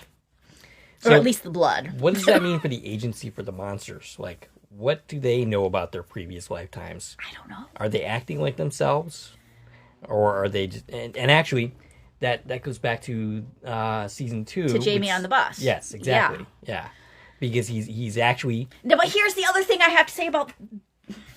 And, we can talk about this all day. We're going to talk about this for the next year. And we're going to do a follow-up. So, right. we don't need to say every word now. But I do have some more things I want to say while we're talking about them. Why are the creatures dressed in 1960s clothing? Yeah. Because they're obviously from much further back than that. Yes. If they're from whatever happened at the huts, the guy with the rebar in his head, is that the original Jade? Maybe Civil War. You suggested Yes, that. I did. I think maybe you're right. That's the original guy, and they killed him because he didn't go along with the plan, right? Or maybe he was just a failed attempt. Maybe. Yeah. But it definitely suggests hundreds of years, not 50 years. Right. Exactly. And if it's hundreds of years and many attempts, these creatures are actually from way, way, way further back than their clothes they're wearing right now. Do they every 50 or 100 years just change their outfits? Possibly. I think but it means Smiley wasn't a bus driver because there was no buses hundreds of years ago. I mean, fair. He could just and they're also weren't nurses and milkmen in the way that these characters are presenting themselves. Yeah, I like I said, I don't think the way the monsters are presenting themselves are anywhere near what they actually were when they originally learning that they are the parents of the kids. I wasn't expecting that. No. And it does just bring up so many more questions. Yeah. And obviously, to make the story make sense, they need to flesh out this timeline some. Yeah. And, the numbers in the trees were musical notes, so they were not years. Right. What about the numbers in the lighthouse? Were those just numbers from the tree? Or are those years? I mean, 1864 was on both. I couldn't even begin to answer that question. But, yeah, I definitely don't think that the appearance of the monsters has anything to do with how they originated. I also, I speculated that perhaps, they get their outfit changes from the people that visit the town that they end up killing. Yeah. That perhaps they end up wearing their clothes. This doesn't tell us anything about the town itself. Right. The 1950s town that exists. Right. Or maybe every cycle that town upgrades. Yeah, but not the last cycle was from the late 70s. Right. Not the 50s. Yeah, I don't know. And if you look at how old, and that's another thing, Miranda and Christopher were not the same age. Christopher was significantly older than Miranda. We know she was about 30. Right. Because they had visions on Henry's 30th birthday. So, she might be a little bit younger or older or whatever than him. But she's around 30, Miranda, when she goes to the town. Christopher looks like he's in his 50s, at least. So, their last cycle before that didn't line up. It could be that Miranda was just simply born later. Right. Than Christopher was. So if you go to the last time both of them would have been alive together, we have to go back another 50 years from the late 70s. Yeah. We're missing the 1950s and 60s is my point. Okay. Which is the visual representation of everything. Gotcha. It would have happened between cycles. Mm-hmm. I don't know. I need the timeline to be explained because I'm not understanding it. Okay. Okay, so the last thing I have in my notes is some answers we got in this episode and some questions that we still have know nothing about. All right. And maybe this is a good place to kind of put our minds for when we come back to talk about the season. Sure thing. And again, this is for everybody who's going to come back, not our viewers, but the people in the fandom that are going to say we didn't get any answers. Right. Here's all the answers, just, off the top of my head that we got this episode. So, what is Tabitha, I said, I didn't mean it. Tabitha and Jade's connection to this place. We got that now. Right. We know why they're seeing things, everything about them. Who were the creatures? We know that now. Yes. Now, we don't know, we were just talking about every detail about them, but we know now. We're being told who they are. They're the kids' parents. Yes. Who was the voice on the radio has been a big question. We know who that is. We don't know who he is. Or anything about him, really. But we know who it is. Right. Are there multiple bracelets? Yes, it's been confirmed there are multiple bracelets. So we don't need an explanation of one bracelet's journey any longer. Right. Although I'm still questioning all of that. But there are multiple bracelets, has been confirmed. Is Julie time traveling? Some people were still questioning if that was even time travel. Yes. There's a whole nother instance here. She 100% is time traveling. And I guarantee you a lot of people aren't going to understand that scene and aren't going to understand she's a future Julie who came back to this moment when her dad dies to try and save him, even though her brother told her she can't change the story. She's still going to try because of course she's going to. Of course she's going to. Right, but that implies there was a version of this scene that she wasn't there. Yeah. Which is why he didn't hurt her, because he can't change the story either. Perhaps. Because she wasn't supposed to be there in the first place. Yeah. What does Ankhoey mean? We know now. It means remember. Right. Why? I don't know, but that's what it means. How old was Julie in that final scene, do you think? How long? I don't feel like it's that much. I feel like we're going to reach it next season. Gotcha. I feel like in the next season, Mariel's going to give her a hairdo and dye her hair. And I feel like that's going to play out by the end of the next season. Because it has to. Right. We have to get there. I mean, we only have like theoretically 2 seasons Right. left to tell this Right. story, so we don't have that much time to screw around. Exactly. And then the other question that was answered is, what are the numbers in the bottle tree? We know now they're musical notes. Yeah. And I'm very curious, do those numbers that we've been told for the last, 15 episodes or so, do they actually correlate to this music that was played? Right. I'm very curious if they actually did all that and made real number sequences, or if it's all just bullshit. That'd be interesting if you think they created a real song. I mean, the song is real. Well, the question is, sure. do those numbers correlate to the chords of the song? That would be interesting to And ask. somebody will figure it out. Yeah. And again, I was really trying to figure out if that's... So the end of this episode, instead of playing out with our usual music, it played out with that violin rendition. Mm. And that's what I was trying to compare is this the same song, but just... Now, it was slower. Yeah. And obviously, it was a different instrument. But I really think it might have been the same overall music. Gotcha. But I don't understand music, so I'm the worst person to guess that. But I think it is. I think that we've always heard that song Okay. in just a different iteration of it. Well, I mean, it was definitely a very beautiful rendition, and that sequence was gorgeous. Gorgeous. I could watch that 1,000 times, that entire sequence. And we will. Yeah, we definitely will. So here's some questions I still have, Okay. different things that came to my mind as I was taking these notes. Ballerina? Yeah. No idea what she's about. Martin? Right. What? Not so much who is he. I'm willing to accept he's Martin, but what's his deal? Right. Okay. The story of the three chosen ones. Clearly that's not over yet. There's still more to deal with there. What is their deal, right? So you're talking about Julie, Muriel, and Randall? Right. I'm actually curious if the other two have the same time travel They powers. need to go to the ruins together. Absolutely, 3 of them have to do that and see what happens. And that might be the answer to everything. I'm They wondering- might time travel to the right place if all 3 of them are together. I'm wondering if they Then again, they can't change anything. Well, Muriel, I'm wondering if Muriel has already had visions of the. We don't they know. all We don't have. know what's going on with Right. Mariel because she's been lying until right now when Right. she's like, "No, I'm not okay." But we don't know what she's experiencing. Oh, that's the other thing about Randall. And I didn't bring this up when we were talking about why I think he's the most likely choice if somebody is Martin, is because he's still hearing the cicadas. Mm. And it could be, if he was Martin, it could be that, he's destined to have the cicadas. They're going to infect him, and he's going to have the worms, and that's him. Living out his life, and that's that. That's sad. For It Randall. is sad. I hope that's not the case. Mm. Because we do kind of like him now. Yeah, kind of. I think he's, paid his price already. He doesn't Yeah. need to spend eternity chained to a wall in a No. fake ruin. No. A mysterious realm of a ruin, and then be killed by Boyd and be happy about it. Right. So, okay, we know why Tabitha and Jade are here. What about everybody else? Why are they chosen?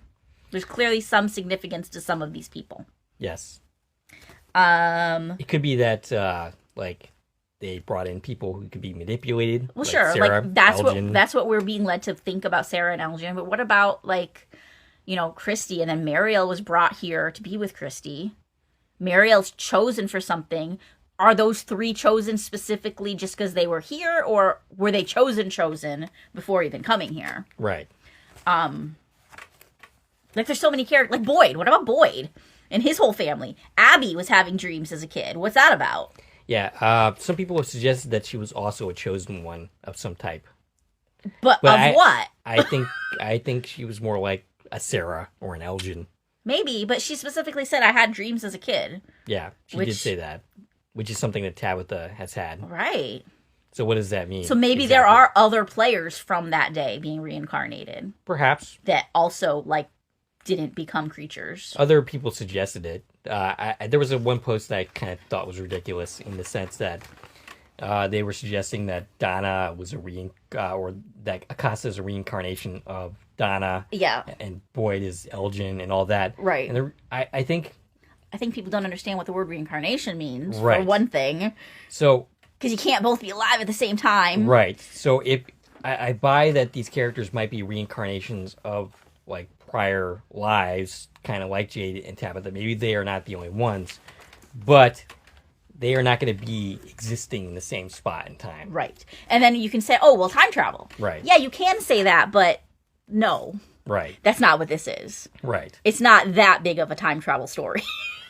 That would just be way too convoluted and confusing. That would be dark. Yes. And that requires its own series. Yeah. We're not doing that now at this point in the game. That's too big of a concept to fit where we're at. Right. Especially in a couple of seasons. Right, exactly. But if you like that idea, go watch Dark on Netflix. Right. Because that's kind of what that show is. Right. Actually, that's almost exactly what that show is. Pretty much. Not the reincarnation aspect, but about the same characters existing in different iterations at the same time. Okay, so who exactly is Kimono Woman? She's not one of the creatures. She's different. I mean, maybe she really is just a midwife of the monsters. She's just the midwife. It's her job to, every time one of them dies, she rebirths them. Yeah, and by the way, that conclusively proves that you cannot kill the monsters. Right. They just come back. When they killed Smiley, it gave them hope. We know hope is a big deal. That's what these different sides of this are playing against, is hope. Even so much as to say hope is what built the tree in the first place. Yeah. Letting them think they could kill Smiley gave them hope. And now that's been pulled away, because if you kill a creature, it just comes back. all it means is, if you go kill all the creatures, now all your women are just going to be pregnant with creatures. Right. That doesn't help anybody. Right. There's no way to end it. Yes. Not that way anyway. Right. Not like you can't kill them, because even if you can kill them, they come back. So and they come back in, ways that aren't fun for you. Right.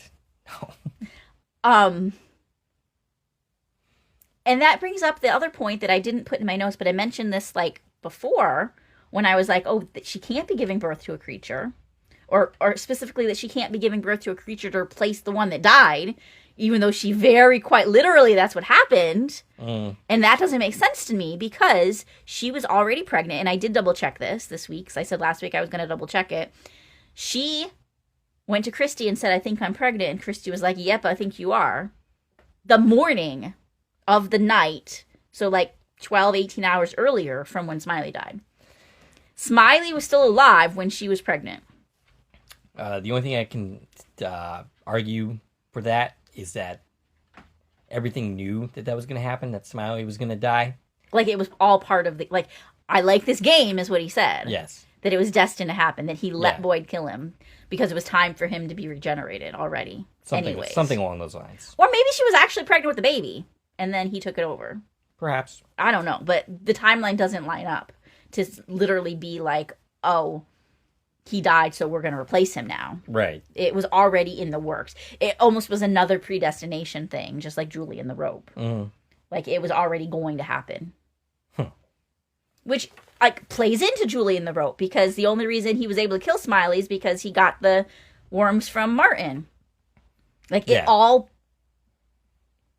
was going to happen. I don't know. Whose side does this help? Right. We know there's different sides here, but I don't understand any of them. Well, we should be getting clarity next season. I hope so. A couple more questions. What about the boy in white? Right. Who's he? Who is he? Yeah. Is he from the same, time and place as the Ankhoey kids? Does something different happen to him? He's dressed different from them. He's dressed much newer, like the creatures are. He doesn't look like he's been set on fire. No, he's very different than them. So what the heck's his story? The lighthouse. What's the significance of the lighthouse, and how does that play into any of this? Right. What about the totems at the cabins? We thought we were going somewhere with that. We didn't go anywhere with the totems. Yeah, we didn't revisit that area at all. No. I definitely think that's where, these people lived, the original iterations. I think that was their community, but what are the totems? Right. Because, we were led to believe, breaking the totem was a big deal. And, something there was at night that was different than the creatures. Right. But it never led anywhere. And then the last thing I have is dogs. We didn't see the dog at all this season. We haven't seen the dogs. What's going on with the dogs? Yeah. Because obviously they're important. Yeah. We know a dog is what led, what was leading Boyd to all kinds of things, including finding the talisman. Right. And on that note, I don't have it in my notes, but the talisman. We need to understand what the heck they are. Where did they come from? And how are they a part of this? Right. There's so many questions still. But nobody can say we didn't get any answers, because we got a lot of them. We did. We just also got more questions, which, I mean, it's a puzzle box show. We knew that was going to be the case. Yes. You were never going to get all the answers to this series. Right. Hopefully at the end we will. Yes. Hopefully. I'm very hopeful that in the very end, in 2 years, it God all will. pieces together. Yes. They have a lot of work to do. They do a lot of work to do. And they have like it 20 means episodes. no more messing around. Right. Every episode has to be meaningful. Right. Yeah.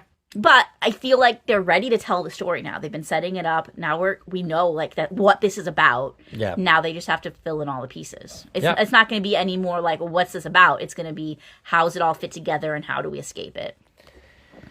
All right. Wow. Yes. I think this would probably be a good place to leave it. We've been talking for about 2 hours now. A little bit of editing out of some things, but still it's going to be quite long. Yeah. So if you're with us this long, we need a code word. Okay. What are you suggesting, Stacie, for a code word? Something about smiley. Smiley.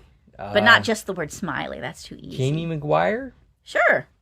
Jamie McGuire. Show me the money. Just kidding. No, Jamie McGuire is our code word. If you listened all the way to the end, leave Jamie McGuire in the comments and make any comments or theories or reactions to the last couple of episodes. We will bring them up when we do a season 3 wrap up. Yeah, which will probably be a couple weeks from now. Right. I think we need to stew on it a little bit. We Yeah. need to get the audience's reaction from the last 2 episodes, and then we need to figure out what we have to talk about at that point. Right. I mean, we have plenty of things to talk about. But we need some direction, I think, Yeah. before we go into this again. We could go on for another 3 hours, I think, discussing the finale of the series. And we as a fandom, again, are going to talk about this for the next year. Yep. Yeah. You know, I put on Twitter after watching this episode, I was like, are we going to have enough to talk about? I think so. I believe so.